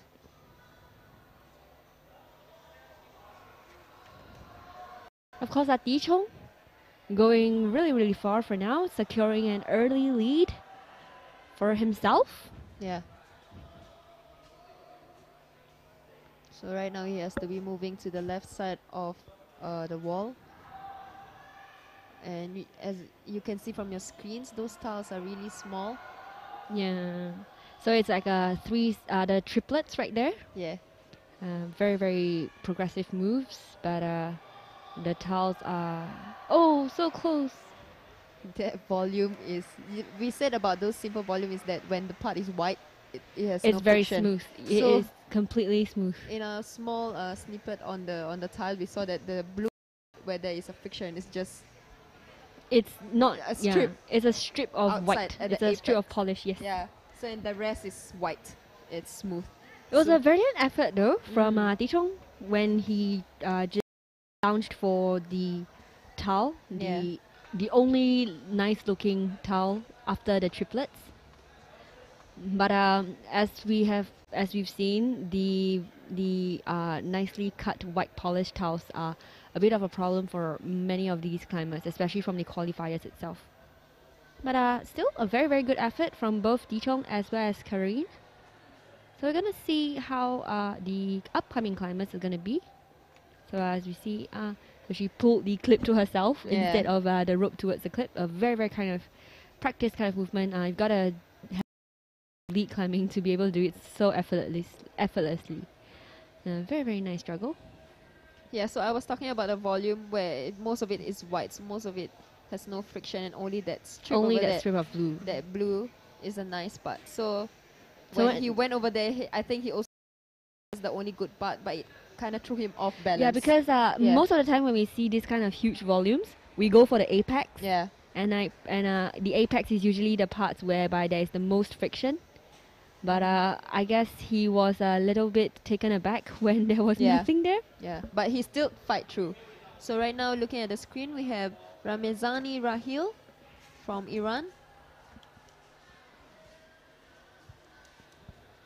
The representative from the Islamic Republic of Iran.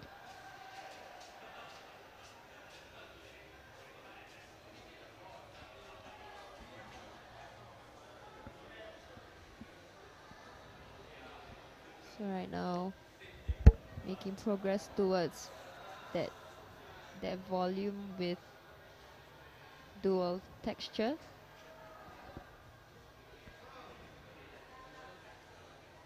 I mean, nowadays it's not just about the route setters challenging our climbers, even people who make the tiles themselves, the model are finding ways, innovating ways how to make climbing How to a make bit life more difficult for these climbers. I would say how to make How to it make more it more challenging, interesting. more Yes. interesting.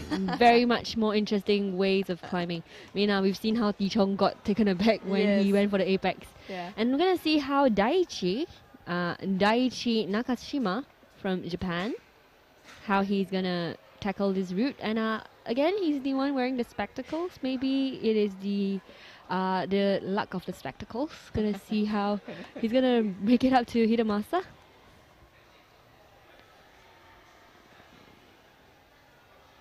It was a very good launch from Rahil. Very, you can tell that she's a little pumped by now. Unsurprising, because there's a lot of, it's an interswitch between volumes as well as crimps. So it kind of just puts weight on your shoulders and at the same time between your fingers as well.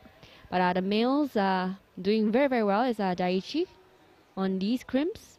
Very strong crimp, very strong crimp grips right there from Daiichi. Little struggle on the span. Just moving. I think if I'm not wrong, there's a small foothold there on the where he is stepping on his left leg now. So I think that's why he was going slowly, because he wanted to be precise. Because if he missed, it might be costly for him. And a very villain effort from Rahil from Iran. Very close. But very good progress itself. She's going to have a lot more coming for her. There's a speed competition in the afternoon and of course a bouldering for tomorrow. All these Youth A climbers are really the best of the best. Be able to do all 3 disciplines within a short period of 3 days to fight it out for the youth qualifiers. And of course, Daiichi taking his time, calculating his moves, and just finding the best position to be in. So right now we are able to see these small footholds because we are looking through it through the camera. But if we are looking at this route from the ground down and looking up, it will be actually can be hardly seen. And because we're seeing it from bottom up, you can't tell if it's suitable, if it's nice enough for you to step completely load on it. Yeah. So the observation period is important, but as we've seen the isolation period itself, I wonder if they do discuss it with each other. Like, do they actually talk to each other about the routes, discuss with it, or do they actually try to find some peace and quiet for themselves to just calm themselves down, or are they doing warm-ups most of the time? Yeah. So we hope to speak to them, some of them later. I really, really hope to speak to some of them. Yeah. I want to find out how they prepare for lead competition. Oh, so close! That was the same route, the same tile, as Therapon. Very, very, very good effort. The volume is... Because the volume is so wide, it poses as a problem because they are forced away from the wall before they reach out for the little crimp.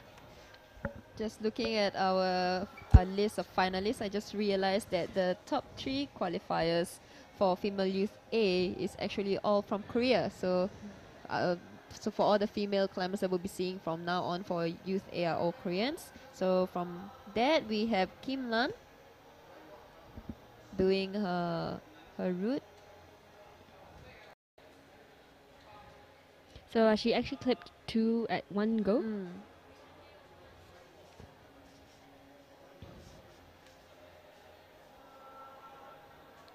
It's very important that our climbers are precise on where they're holding the tile. I think some tiles there are, I would say, what we call sweet spot, where there is a point where you can hold it and it's quite comfortable, or the most comfortable as compared to the rest if you hold it anywhere else. So I think what the knowledge you have of tiles also comes into play. If you have them in the gyms that you are training at, it's really helpful, so that when you go to a competition, it's not the first time you're seeing them. So I mean, especially now with these tiles, like with the dual friction, if the gyms that they are training at are bringing them in, they would have known that some parts would be nice and they know where to hold. So of course, our experience really, really helps. Yeah, definitely. Now, right now on the screen, you see Mizuki Tajima from Japan. Mizuki Tajima from Japan doing very, very well on the first few clips right there. And very slow, steady, progressive movements, just reaching out for the crimps and reaching the first crux of the male routes. Very, very nice switch feet of there. A very, very precise climbing. Very, very comfortable position that he seems to be in. And of course, for the females, Kim Lan in the resting spot. I'll call this the sweet resting spot. Yeah, definitely. I think it's because this is the part where the tile is the nicest. I think it's a jug. Yeah, because as the next few tiles, the huge pink tiles that you see, they're kind of just a ladder. Yeah. You're just gonna ladder it up towards volume. So you can see both the climbers are shaking it off, making sure that they shake off the palm so that they can keep going. And of course, Mizuki Tajima. Very nice reach right there.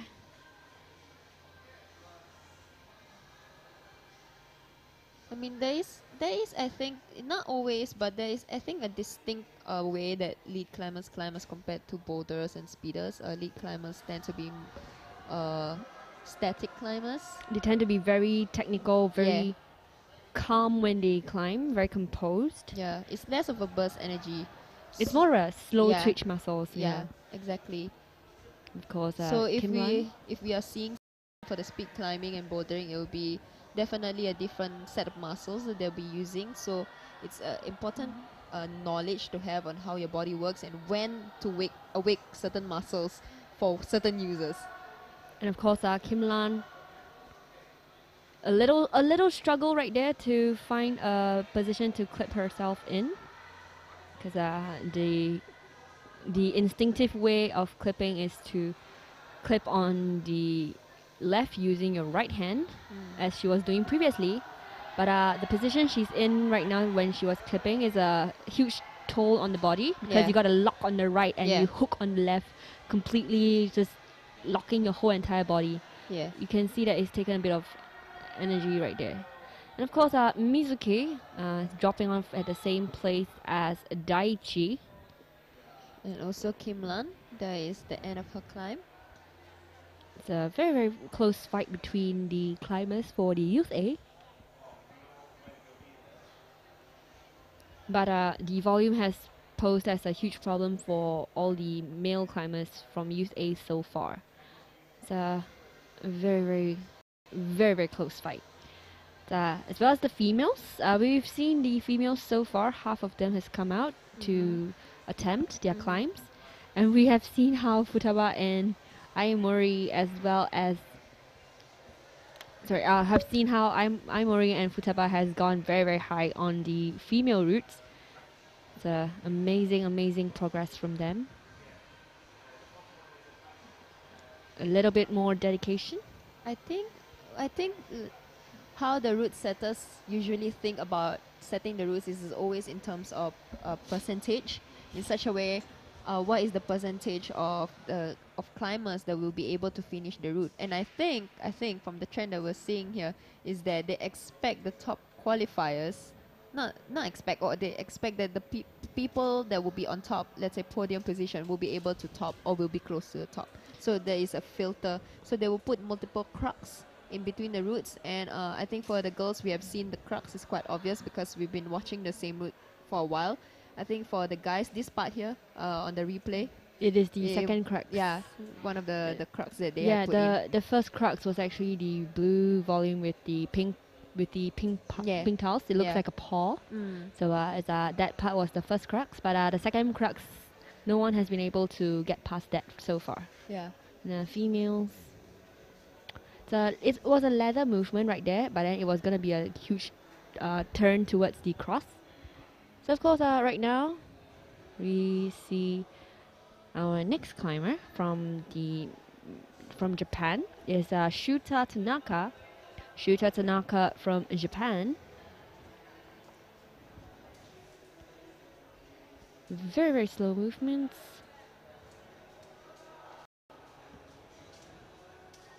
So previously, the climber from India, retake, actually had a little bit of problem with this this exact towel, this exact move. But the Japanese climber seems to be very, very well versed in ways of holding crimps and the ways of trying to get their best loading position for all the crimps so far. This part here is very interesting to me because they use other tiles to block off the holds so that you only can hold certain parts of them. Little pockets of spaces for your fingers. They're just like a little paw right there, and you just only hold it in between. Yeah. Of course, the females. Right now we have Ko Jong-hon from Korea. A very, very strong contender from also Team Korea. And of course, Japanese climber, Shuta Tanaka.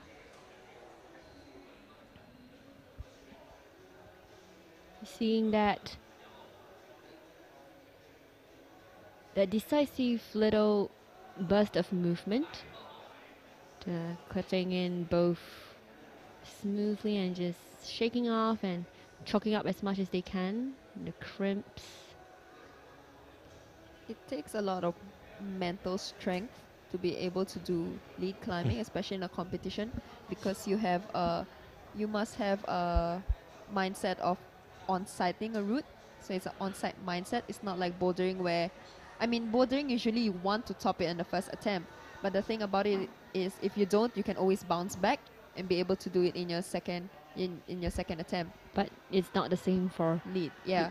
They must have the mindset where this is it, this is the time I'm going to finish it. for them to do really well. I mean, for now, we have yet to have problems with the time limit. Yes. But there actually is a time limit of 6 minutes for all these climbers. And wow, that's a very, very good move from Shuta there. Very decisive very decisive bump over to the crux. And yeah, we have yet to have problems with the time limit. But actually, all these climbers have maximum of 6 minutes to tackle the problem. Yeah.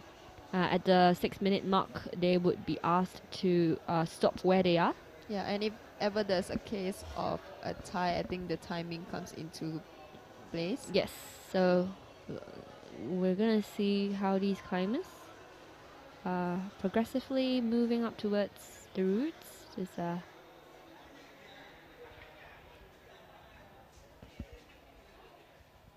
That is a good rest point right there for the youth A route. So Dichong was the furthest to have been for this route itself before he got taken aback by the apex of that simple tile. Now, very, very close call from our Jongran. And of course, still making good progress, just finding his sweet spot, just resting out before he tackles the next few moves. The triplets. The triplets right there. Very, very nice move. Securing an early lead for himself next to Dichong. So if it get past that volume right out there on the left of the screen, he will be placed higher. Yeah. Yes. The set of triplets just facing him on. So he's trying to find a good way to hold that small crimp. Because if you can't see it from screen, but the top is the white polished part of the tile. So there is a complete thumb catch move. Yeah. The tops are white, the white polish. So this is why it looks as if it's quite easy to hold with a just a thumb catch. Yeah. But it's not. Yeah. Because the top is completely smooth.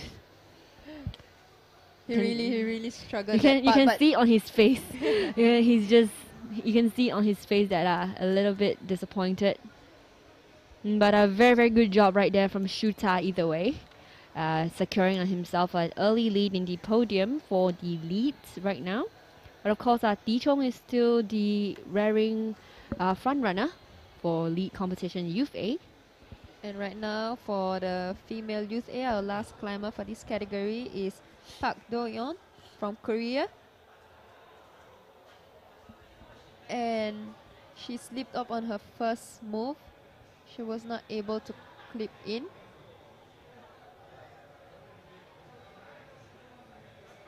And that will be considered one attempt. That was the one attempt. Yeah. It was such a huge waste. Oh my god.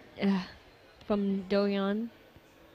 Probably an appeal in the making, if possible, but the route judges were quite clear that it's like bouldering. Even the first attempt, and if you fall off and you bounce off, it is counted as one attempt. Yeah. That was gonna be a huge waste for Team Korea. Of course, coming up next is Dan Yufei. Dan Yufei from China.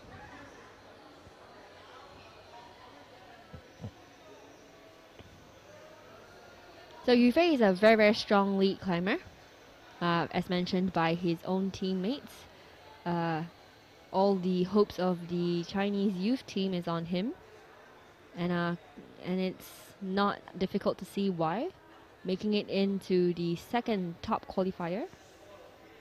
Very, very slow movements, very interesting moves.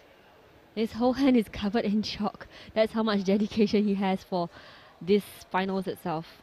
Yeah. And seeing how his teammate Dichong is the front runner, I'm gonna see how Yufei himself is gonna perform on this route. Let's see if they will stand on a podium together. It's always nice to have your fellow teammates together with you in podium. I mean, it's always nice. It's one thing to compete against them. It's not always a good feeling because you want to support them and yet at the same time you're competing with them. So there's always that pressure. But to stand together in the podium representing the same country. It's always a good moment of pride to have for them. And of course, this because climbing itself is quite an individual sport when it comes to Yes, competitions. It is the feeling of brotherhood, I would say, when you're standing together. Very very smooth move right there from Yufei. Very calm, very composed. A little bit explosive when he does his movements, unlike most of the Japanese climbers. But either way, very very good progress. Very fast on the crux itself. So this is our last climber for the Youth A, and after that we will have the juniors. Very nice cross feet right there from Yufei. Just reaching out, making sure he does good progress. So we have yet to see a top for this route, and this is new to us, so we have not seen how it should be ended. So let's hope that he finishes and show us how it's done. Do you think they would change it for the juniors? I don't. No, Or I like don't think change so. slightly, take out a foothold maybe. Well, if they take out the volume, yeah, it's a very nice move, very stretchy move. But I don't think it's any different for the juniors from what the qualifiers had yesterday. The routes was not changed. So for the juniors coming up, probably be tackling the same route. Yeah. But probably there would be a difference in the progress because juniors are expectedly going to be stronger than many of our own youth A categories. Yeah, there's an assumption that because they're older, they might have been climbing more, and they also perhaps have grown more the past few years, so they'll be able to reach further. So that is also taken into account. But at the same time, these Youth A climbers have been training really, really hard in all three disciplines, and they are at the peak performance age for sports. So that was trying to decide between to step up before he clips in or just find a resting spot, which I think this is the best way. This is the best way. I think so. There's definitely a nice sweet spot on that towel right there. He can relax his arm rather than locked. He can just shake off first. Yeah, because the following movements are it's gonna be hard. I mean, we've seen how the climbers like Shuta himself have struggled a little, and of course his own fellow mate Di Chong. Just really, really slow, controlled movements. So this is the So this is the part whereby if you have too much chalk on your hand, it doesn't help at all. Yeah. Because it's a thumb reliance right there. So like you were saying just now about the dual friction, so he can't load on top of the volume, he has to pinch it. So they've changed a top loading volume into a pinch by positioning the smooth surface, the polished surface on top. So, that was the same position as Shuta. And so we're gonna see whether our last and our top qualifier, Keita Dohei from Japan, see how far he can go, because right now Di Chong and Yufei as well as Shuta are in the front runners for the podium finishes, with Di Chong for the front runner. We're gonna see how our last climber for the male youths is gonna perform. So that was a quick replay from Do-yeon. Yeah, just to see what happened right there, because her climb was cut short. And so over there, so we see that her right foot slipped off the foothold. So there was a face of regret, because it's really, really wasted when you are on the starting tiles. But as rules go, that is how it works. Yes. And that's Yufei. So same thing, it was also a slip. So on this small foothold, cannot take them for granted. You really have to be conscious when you are stepping. As much as you are conscious of where you are holding, it's also be important to feel where you're stepping, and that you know that you are.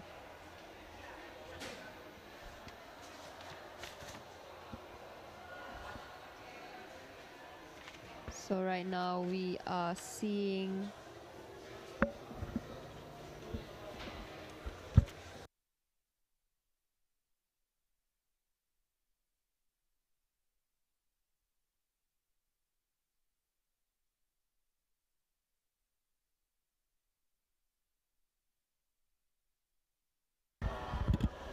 And that was once again so close for Team Korea. That was Park Min-hee. So close, but same issue with her fellow mate Park Do-yeon. Definitely walking away with huge regrets. But it's okay. There's gonna be more coming up. The speed comps as well as the bouldering comp. Excuse me for that. The bouldering comps coming up very very soon. And right now for the final contender for the male youth A is Keita Dohei from Japan.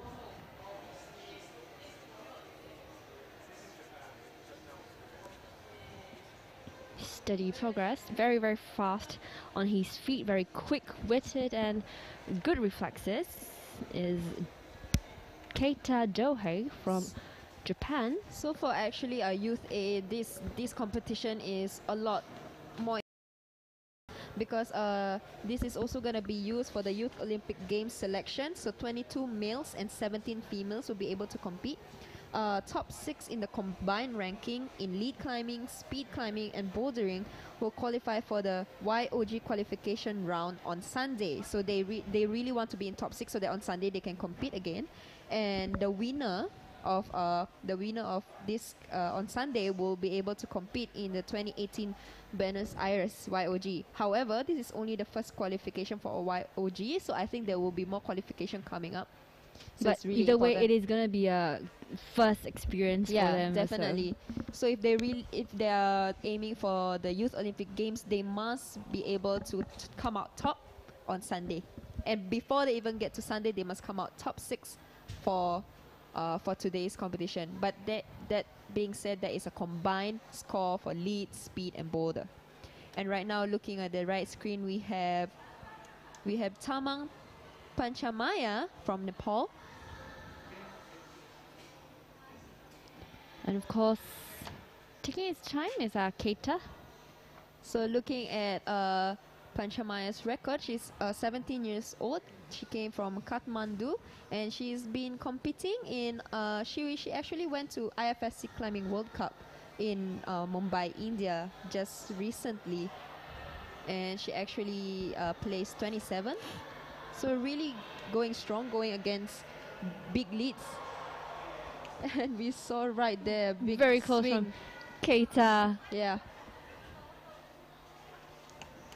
So right now, actually, Panchamaya came out 15 in the female youth A lead back in Putrajaya, Malaysia for the Asian Youth Championship.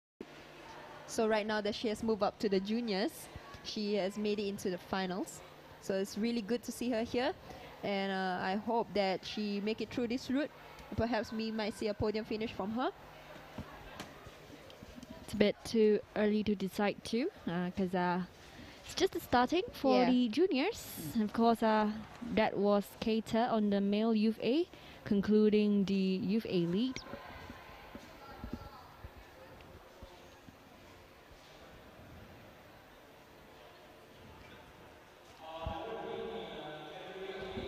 And a very, very close call from climber Panchamaya, sorry. Very close call, almost a slip on her foot, but a very decisive move to just instead of going for the same tile, she's just gonna move up, but a little wasted on the left move. She kind of missed the tile. Yeah. Very, very close. But she's still very young, still got a long way to go, and looking at her record, she can go very far because she's been competing in a world level. Of course, a replay for our climbers again. For Park Min-hee. Oh, sorry. It's Do-yeon. Yeah. And then I think yes, this is. And then it was a replay again For Min-hee. Yeah, just to see where the slip happened.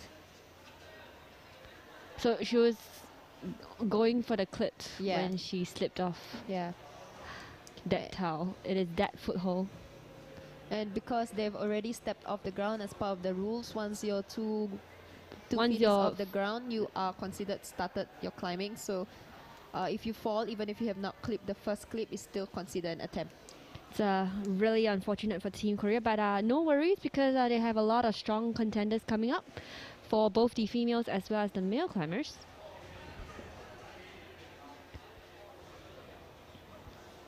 So right now we have Lin Yuchen from Taipei. So actually, back in 2015 for Putrajaya Asian Youth Championship held in Malaysia, she was still in Youth A. So now she moved up to juniors and she actually placed 6th. So actually, all these climbers have grown up with each other, competing Yeah, with each yeah. other, right next to each other. Very familiar with definitely familiar with each other, seeing each other around, and it's a growing together, that community feeling together. It's no longer just regional or local. Sorry, it's no longer just local. It becomes a regional kind of thing. It's a sport. Yeah, Sport brings people closer a yeah, lot. it's quite fun to read the climbing resume and see how they move as they get Progress, older. They yeah. move up the categories and competing. They compete with the same people essentially. But then there are always new faces, and it's always nice to see them here. It's and of course every competition they improve a lot more. Their performance gets better and better. And it was a bit of a risk for her to completely lock and sit in towards her next tile. So she actually went up and down again. Make sure to find herself. Make sure that she has got enough energy for her to move. It's a very nice toe hook. So I think she's trying to decide which is better, to step up higher or lower. Oh, so close. So see, when you spend too much time trying to decide, you actually run out of energy also. The amount of hesitation you have is equivalent to the amount of energy used up Yeah. just to hold herself in that position. It's a very, very good effort from Yu Chen from Taipei. We're going to see her around for the bouldering competitions later tomorrow. And of course, for the male categories, the male juniors will be coming up very, very soon with our climbers Lin Jiaxiang, as well as Song Min, Kai Harada, Junha, Meiichi, So-Hyun, Taito, as well as Yoshiyuki. A huge fight between the Korean and the Japanese team.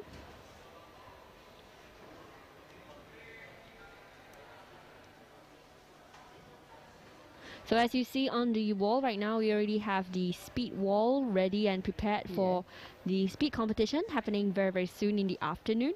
So we'll be bringing you the speed finals.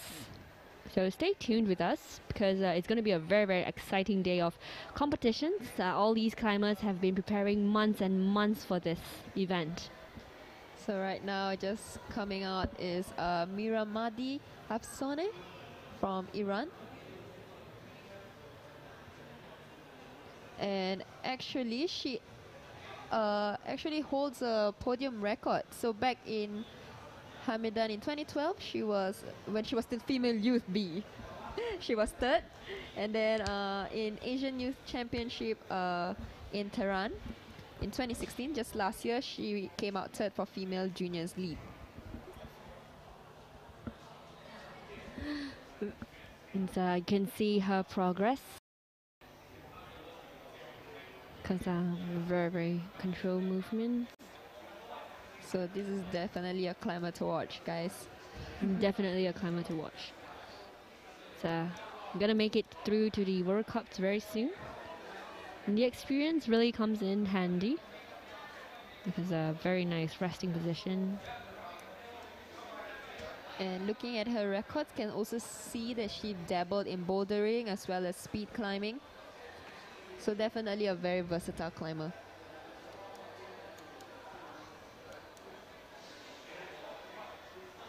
She just looks very comfortable in her position. It's very comfortable placing. Now this is the move that cost Yu Chen her place. Mm-hmm. Instead of going for her left, she actually went for her go on the right. Oh, so close. Because actually most of the climbers, in fact all the climbers went on the right hand for that little jelly bean towel. Yeah. But for her, she went for the left. So it was a huge risk because the swing is going to be huge from the position she was in. But still, a very, very good effort from her to have qualified itself, fighting more than 50 climbers from the region to come in top 8th.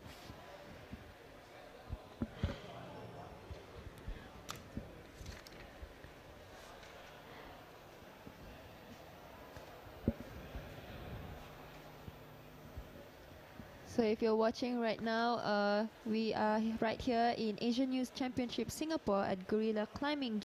And right now it's just 3 minutes to noon in here. And I see some people in the live chat, I think from Korea.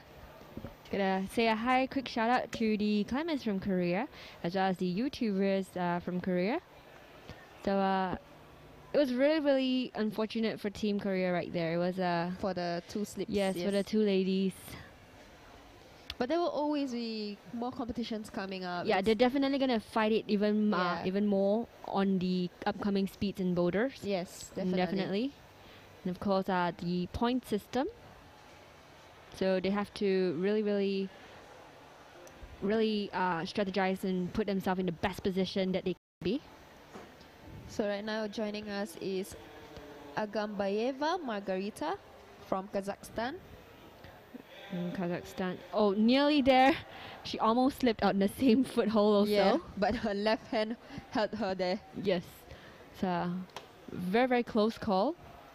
In fact, I didn't even realize that it was such a possibility for them to fall off on the first few tiles because the previous climbers from the Youth B's and Youth A's categories have done so well. So actually our climber right now, Margarita, has quite an extensive record. So she's been climbing for a long time and been involved in IFSC competitions a lot.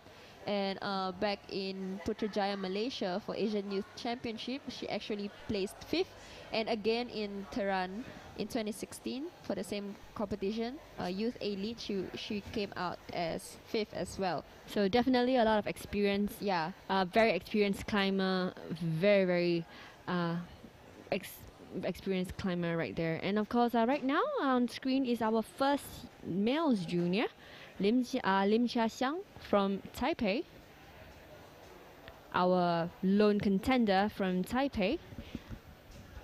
Very strong movements. Yeah, I just realized looking at the start list for the males junior is Japan and Korea mostly, and we have one. Of course, a Taipei lone climber. contender, but Yeah. of course he can be the black horse among them. Yeah, And definitely. of course we and Margarita just slowly. Oh, that's a very different way of doing, but it works for her. Very strong, but gonna take a lot of energy from her though. The amount of lock that she had, I think Yeah. she's stuck. Her fingers are kind of stuck in between the tiles as she tries to match her feet. She tries to match her hand, and that was a huge Fall. fall. Hope she's alright. I'm gonna see her around again. Yeah. So no worries for that. And this is Xiaxiang from Taipei.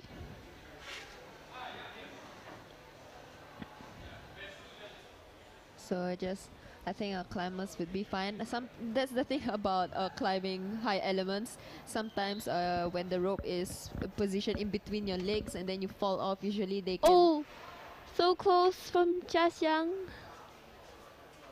Usually, if you are climbing and the rope is in between your legs, sometimes it can push you over, and sometimes you end up facing the And floor. sometimes it prevents you from moving because Yeah. it presses down Yeah. against your feet. Yeah, and the worst case scenario is to get a rope burn. Yeah, if your feet gets caught, that is Yeah. the worst thing to have. Because a So quick you can replay see- from Margarita, her fingers actually got stuck when she tries to piano her Yeah. hands out, and then I think when she fell, she did a bit of a turn. because She of didn't the clip, clip, yeah, Her last clip is below. yeah. Yeah. Yeah. And you see, yeah, it was a Yeah, really, really huge fall. She's but alright. But I think she's alright. Yeah. Because the next towel, it's a volume towel. And this is also a replay. Yeah. So left hand slipped a bit. It probably also because of the rope drag, if you realized. But either way, these climbers are definitely the potential climbers we're gonna see more around on World Cups, definitely. And coming up next for female climbers is Donna. It's Donna from Indonesia. And interesting fact about Donna is she's been in a lot of competitions, but she's always made it through to the finalists, a very, very common face in finalists. Yes. But she has yet to make it to a podium, Yeah. almost always finishing Always. on the fourth, Yeah. according to the IFSC records. But Yeah.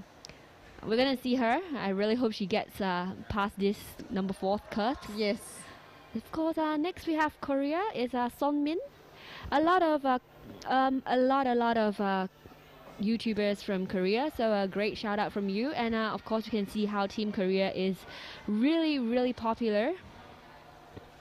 There's so many climbers from there, and all these fans of our Korean climbers just waking up early in the morning to watch these climbers. And Songmin, so close.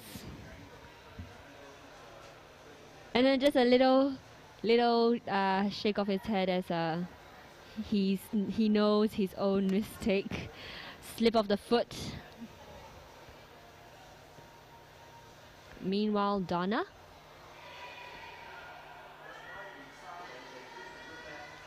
Donna stretching, reaching out, so close. Just reaching a little further. Oh. That's Donna. I think they remove a foothold for the juniors. I think for the youth A's it should have.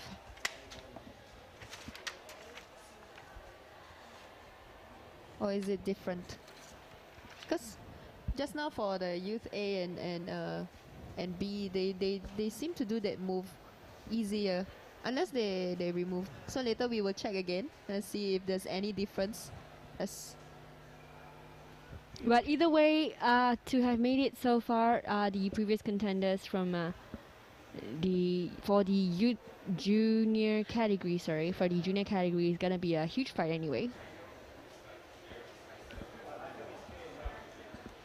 So I think so.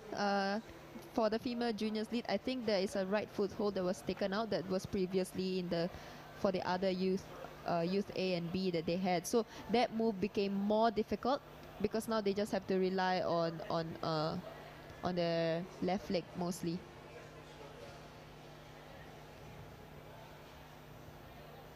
It's a quick chapter replay. Next up is Kai Harada. Kai Harada is from Japan.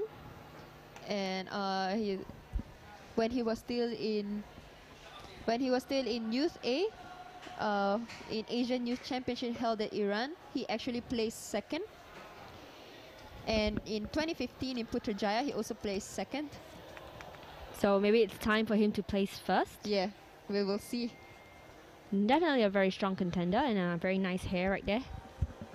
The next up of Team Korea again, very good team from there, is Kim So-Hyun from Korea.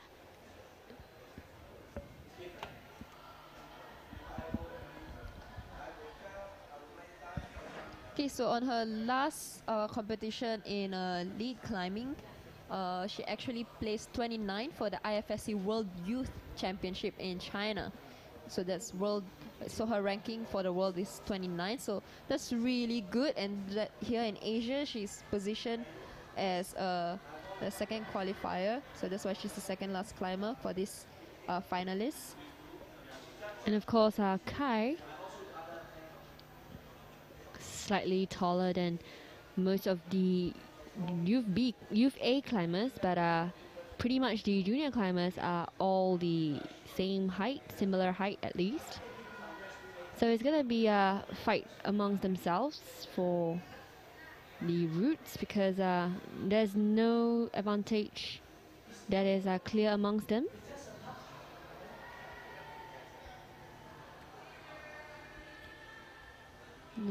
Very It looks controlled. really smooth here. So both of them are very controlled in their movements. Yeah. Because you see a very nice position that So-Hyun is in, and a very strong cross right there from Kai. And it's just a stretching, reaching out. So Kai taking his time at every move to rest as much as he can, and So-Hyun very close to the end of the first crux, and once again that's Kai on the second crux of the competition for the route.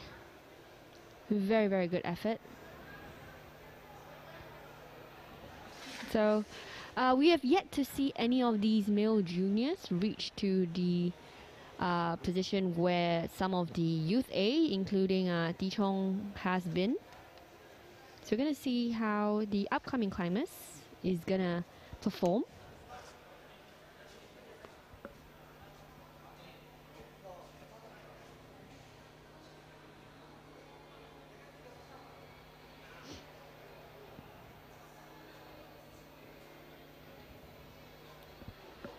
And by the time these climbers come out, they've been in isolation for quite a while, so pretty much most of them may have forgotten the route that they've seen from the observation period. So it's going to be very difficult for them to try the on-site without as much memory as they can.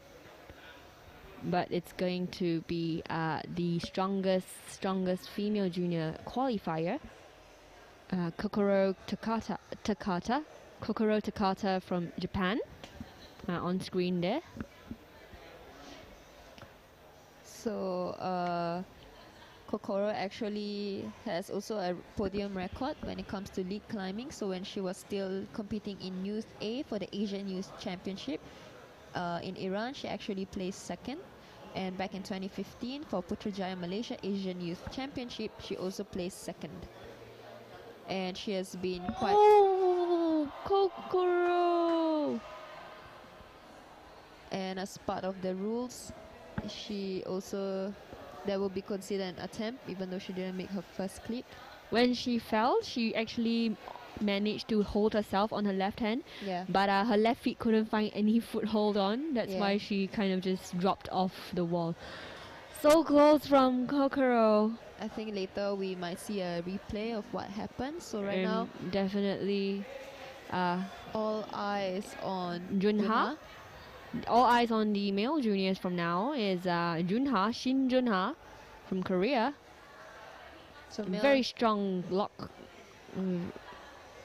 So for male Youth A lead, when he was still in Youth A back in Malaysia for Asian Youth Championship, he actually placed fourth.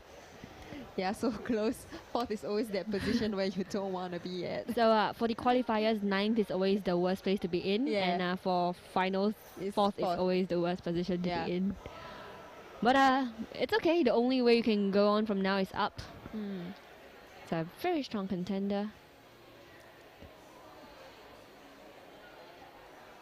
He has also competed in a world level IFSC Climbing World Championships, and also for the Asian Continental Championships last year. So definitely been active and training. So when I asked the route setters what would these grades for the climbers be, Yeah. the route setters actually said the male route is about 8B for the juniors, and Wow. 8B plus for the juniors, and the females about 8A plus to 8B, depending on the juniors or the youth A. So you see how strong these climbers really are. Yeah. And then again, it's not easy to get grade 8 routes around. So their training regime is definitely going to be very difficult, and it makes you wonder how they even train for these competitions. Yeah. Especially lead, because it takes so much practice and it takes such a long way to go before you can actually master the practice of lead itself. Yeah. Now there's very strong. There's a Korean climber, the Shin Jonna. from Korea. So he's making very good progress. Just a reflection of what he has come to so far from his last competition in Putra.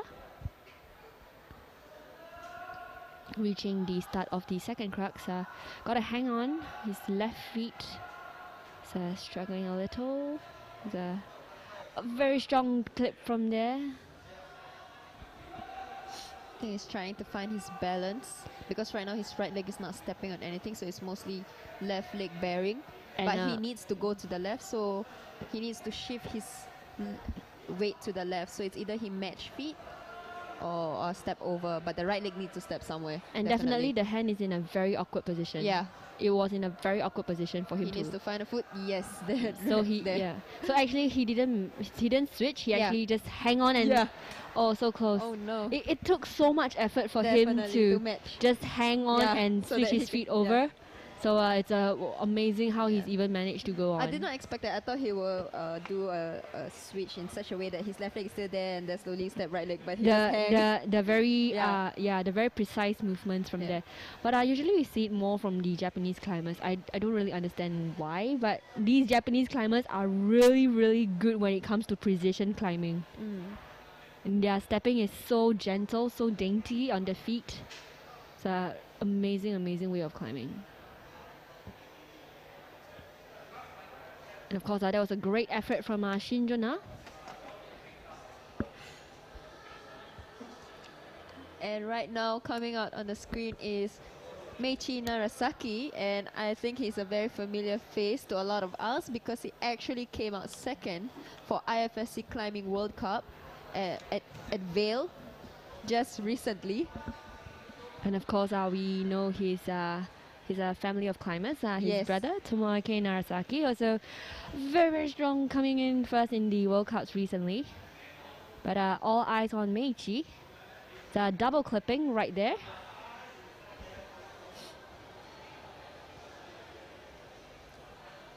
For his lead climbing, have not seen him do a podium yet, since the last time he podiumed for a lead competition was when he was Youth B, so that's like a few years back. That was in 2013. But I think he's been focusing on bouldering a lot because looking at his record, he's been to all of the IFSC Climbing World Cup ever since Meiringen.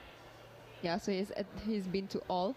So to find the time to train for lead climbing, he's definitely a ranked climber for that. So I guess because of the way the Olympics is structured, so a lot of these very strong climbers are starting to go into all these disciplines. I mean, we see fellow Team Japan climbers such as Kyo going into bouldering, going into lead as well as speed for the upcoming Olympics. And of course, other really strong climbers from Asia includes Kim Jae-in. We've seen her do very, very well during the World Cup lead finals, and now she's starting bouldering. Yes, and now she's doing very well again on the bouldering discipline. Of course, I haven't really seen them on the speeds. But it's going to be very, very close fight for all these climbers, and very strong climbers contending from Asia. Of course, we have other IFSC climbers, but right now, just looking at the Asian climbers, Meiichi, very good progress, very steady progress in fact. He's past the part where Junha's had a little struggle. So he matched feet without hanging. His both feet were there and for a moment. Wow, a very lanky climber using as much advantage as he has. Very lanky, very, very controlled movements, very strong, but very risky moves. Because that was risky. It's very risky. He's not resting unlike the rest. He just keeps going. Usually most of them are resting in this point. Probably also because more of a bouldering background. So in bouldering, there's this time limit, 3 minutes time limit. So many of the boulderers, he has to clip in.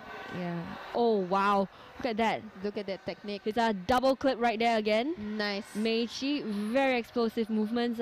Okay, this is the part. This is the highest part that we've seen ever for this route. That was in Youth A. Yes. So this is the part where Tichong actually fell. But you look at that grip from there because wow. Wow, he's just dismissing everything I've said about the smooth polished parts because that's Meiichi for you. Well done. Now just finding his resting spot to hook himself. So instead of hooking his leg, he hooked And his that's arm. top right there from Meiichi. Meiichi Narasaki once again, a Wow. definite contender for our Youth Olympics upcoming. What a very show. strong climber, looking very relaxed, and he's definitely done it within time. Yeah. I mean, a very seasoned I'm boulderer. mind blown. If you are mind blown as me, please say it on live Yeah, chat. just definitely give give your us all the cheers, 'cause- exclamation marks. Huge shout out to Team Japan, and looking very relaxed, just smiling and stuff. Impressive, really impressive. Nah, I feel like the set of triplets, all the climbers actually struggled a lot, but he was Very he looked smooth. very comfortable on it. Yeah. I mean, they're just like Yeah. underclings and then just a little thumb clutch right there. Yeah. And then while Tichong went for the apex, Yeah. he actually Meiichi loaded his entire Yeah. hand on the volume. Probably figured that the apex was not a very good place to hold, but it didn't pose as a problem for him Yeah, at and all. the last few clips, like the last 3 clips, he just went really fast. Yeah, he clipped very. Maybe he took it as like, let's just imagine I'm bouldering right now and I'm moving towards the end. And you Yeah. know what? Meiichi only qualified fourth Yeah. amongst the juniors. Yeah. So the next, The next three three. competitors are going to be even stronger than him in the qualifiers. But I will see again. And very cute slippers right there from So-Hyun, Kim So-Hyun from Korea. So added pressure to him because the climber before him has just finished the Yeah. route. I mean, I think they should have heard the cheer of Yeah. the entire gym just reverberate to in the surrounding. So there's no way you can not know that. There's no way that you don't know that Yeah. someone has managed to it. go quite far on the route. Whether or not you finished it, you may not know, but either way, you know that he's gone a very long way. So Pressure is yeah. on. No, very cute slippers to protect his shoes from any unwanted grip or frictions. So, I'm gonna see his progress.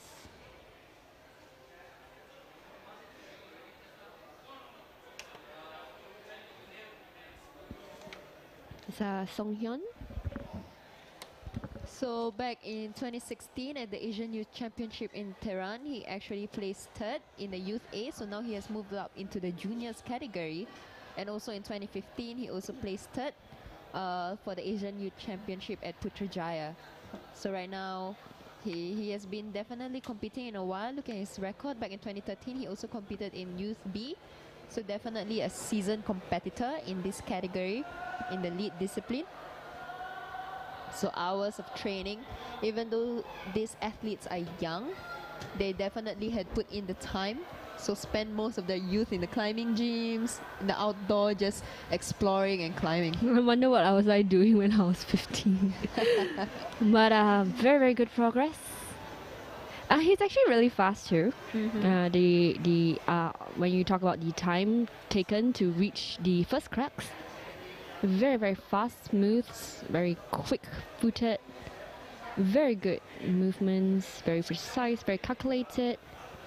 It's So-Hyun. And actually, this is our last category for this Lead category. Yes, and So- after this, we'll be moving to speed finals.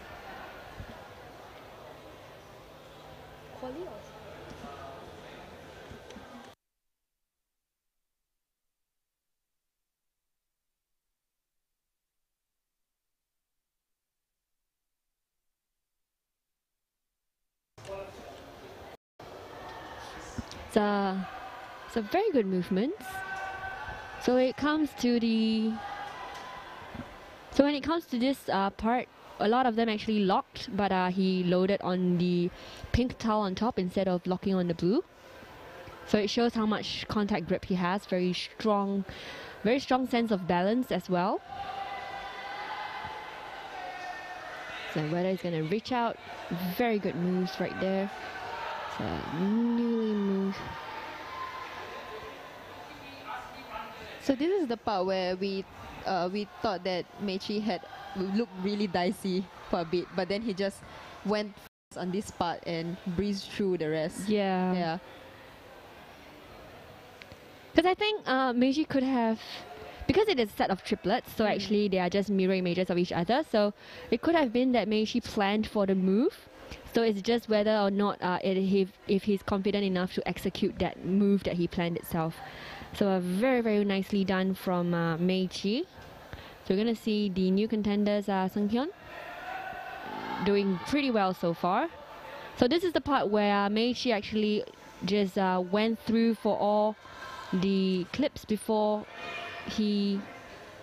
so he went past this... Yeah, he went really high first. He went high first, but he didn't pass the clip. Yeah. So he went high and then clipped. Before he clipped both at the same time. Yeah. So it's also a risk because if all 4 limbs are above the clip, you will be disqualified. Yeah. It's a... Oh, so close. It's a look of frustration. You can see that he is a bit frustrated, definitely, yes. but a very good effort. Definitely securing himself a very good position in the podiums. But this is only the start. We're gonna have a speeds later as well as boulder on the next day. So a villain effort. Definitely gonna see him around.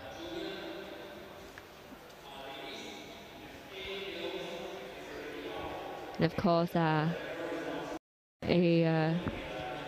most of the time, these climbers, it doesn't matter which discipline you're in actually. Every time when you nearly finish the route, the look of discontent, the frustration you have, you just bring it with you for the next few minutes, and then you're gonna see whether it affects your performance next.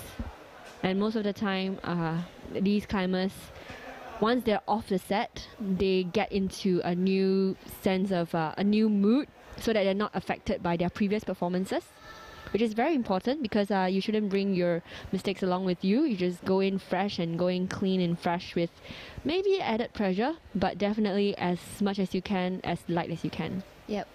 Our next climber is Taito Nakagami.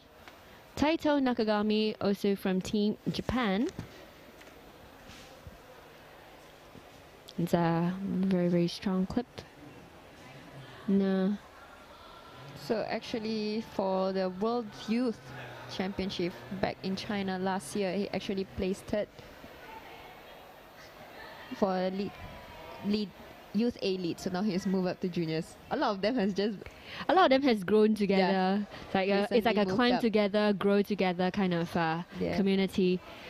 And actually, all these climbers, it doesn't matter which country they're from, all these climbers are actually really, really closely knit with each other. So during the periods whereby we were just hanging around, you see a lot of them really, really close, really, really tight with each other. And Taito, similar beta to Meishi. So after that, we will have one more climber from Japan. So for now, it's Team Japan all the way to the end.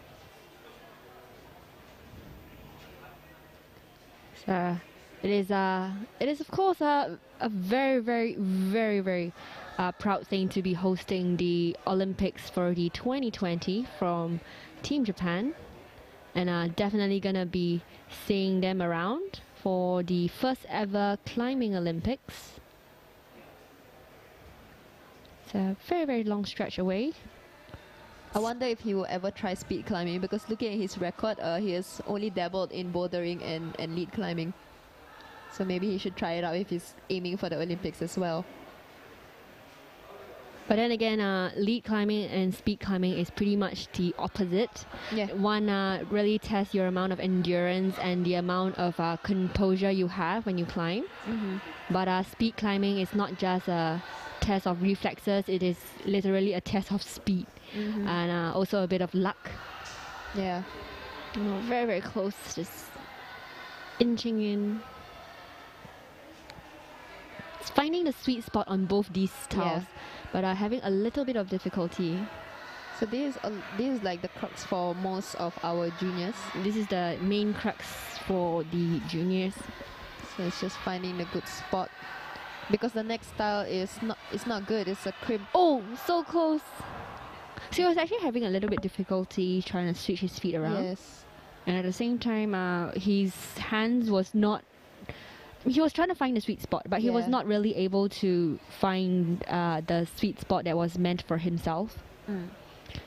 Definitely walking away with a bit of regrets. So looking at how the climbers have been going, I think we can say that Meiichi Narasaki has secured a podium finish. Whether he is first is still up for grabs because we still have His own team fellow mate yeah. Yoshiyuki. Yeah. So in the event that Yoshiyuki finishes the route as what Meiichi did, then it will come down to a competition of time. So we'll be seeing their time. And on that sense, I think Meiichi's done pretty well too. So we're going to see again. I mean, Team Japan's really, really strong. And all of them are so sure-footed when it comes to lead climbing. We're going to see again the climbers. All these climbers will be climbing again for the speeds later this afternoon. And you've already seen how the speed wall is well prepared and ready to be utilized. I think they will have a bit of practice run for a couple of hours, and then it's off for competition. And of course, the speed competitions itself, it's amazing how the world record is like slightly over 5 seconds. It probably takes me about quite a while to reach the top sometimes. Even if all the tiles are really handy on the fingers and the fruit holes are really nice, it still takes a while. I actually tried speed climbing back a few years back just for my JC level, junior college level. And my best record was so far away from me.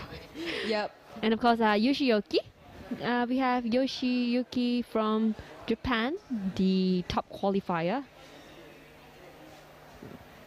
So the thing about Yoshiyuki yesterday when I saw him climbing, his clipping is very, very smooth. Yeah. So on the qualifiers routes, the second qualifier route, his clipping was really, really smooth and he was very confident in his moves. And of course, a little background on him is that he came in third just very, very recently. Yeah. So Meiichi was second, so he was third. So they were both on podium together. Yeah, definitely. So let's see if they will be on podium together for this competition. I mean, this is the time for him to beat his previous record. But either way, it was just a few days ago, in fact, that he came back from the Vail USA competition. So back-to-back competition. It was back-to-back competitions. Sometimes you have to think that it's not just about the competition that they are at, but the competition they had before and the traveling that they have done, because that in itself takes a lot of effort. I mean, it's hard to have a good recovery period, a good relaxing period when you're always moving, you're always going out of the country. So these climbers definitely have to be able to acclimatize themselves really fast to wherever they're going. In fact, there would be some of these Japanese climbers would be with us for the next few weeks as new competitions coming up. So that's actually pretty much back climbing for them, the weekly climbing session for them. And of course, if the climbers are taking all 3 disciplines, it would be 4 days back-to-back of climbing for them. Yeah. So it's not just a period of endurance in hours, it is period of endurance through days. And of course, doing very well right now is Yoshiyuki from Japan. So once again, we are in this crux of the route. Most climbers found it difficult over here. So this is the part where they have to lounge to the left, or they have to load entirely on their feet towards the left. And you may not be able to see it on screen, but the wall is actually slightly inclined, so the volume adds more pressure for the incline for them. So that's a very different beta that Yoshiyuki is going for. He went really high. Oh, very close. But his right leg came off. Yeah, his right leg came off. So that's a very different beta compared to the climbers previously. So I think it's safe to say that Meiichi Narasaki has secured the first place. Definitely a good job for Meiichi right there. But for the following podiums, you're going to see the IFSC live results. You can check it out on the official page for the IFSC Asian Climbing Youth Championships. And of course, I will be joining you very, very shortly for the speed competition happening just a few hours later at 2 p.m. Singapore time. The speed climbing would be happening at 2 p.m. in the Singapore time. So we're really, really proud to be here with you. And we're going to see Meiji again. Very fast progress, very lanky climber, very confident, just double clipping all the way, even at the crux of the competition. So the only top that we have so far for the Youth A or Juniors category. But of course, we also have a top from the Male Youth B categories. But none of the females have yet to top. I mean, so far it is Ayomori. Still a steady progress. I mean, the way Meiji is climbing makes it look like it's a bouldering route. It's just maybe a slightly longer bouldering route. But he's making it look so effortless. I mean, just going... Definitely, bouldering and lead climbing, cross-training wise, is easier to apply what you learn from leading to bouldering, bouldering to leading. It's usually that speed that requires a different mindset, a different training. Like he doesn't even look tired at all. I mean, most of the by the time they're at this point, they take a little while to rest. Yeah. But Meiji is taking his own sweet time, yes, but not so much to shake off and move. To figure it out. Just figuring out each movement, just stepping really nicely with crosses. And but he did struggle at this part where everyone else. But the difference is that he struggled, but he managed to pull through. Like this part for him was still sketchy. Like this part, I really thought he was gonna sleep, but he managed to save it. So because most of the climbers, they do a bump. They do an inter bump towards the pink towel on the volume. Yeah. But he actually tries to go on a cross feet before he just goes straight for it, lounging for it. And then this is the part where he kind of breathes. So this is the part where everybody just held their breath. Yeah. And it was the moment of truth. Yeah. So he wanted to clip. Yeah. But it wasn't the best place, so he went because it was higher. Counterintuitive to go on the right hand, on the right hand under your left. Yeah, if you put it near your torso, you might just push yourself out. Exactly, especially since it's inclined. Yeah. So here he just double clips and hangs on the root itself, and you see his feet. It's very dainty on the feet, and just a few fingers, just underclinging the towel, the little smooth polished towel, and just holding on to the apex with his thumb. And right here is a decisive move. Just get ready, and there you go. Lunge. Right there. Beautiful. And then just a left hand lock and put in a left just to foot. secure himself. Yeah. And then a top right there. No, well done. Well done from Meiji Narsuki. I think I would like to watch this again. Replay. You know what I like to see? Inspiring. You know what I like to see the most? I want to see him against Tomoe. just like the fight of the brotherhood.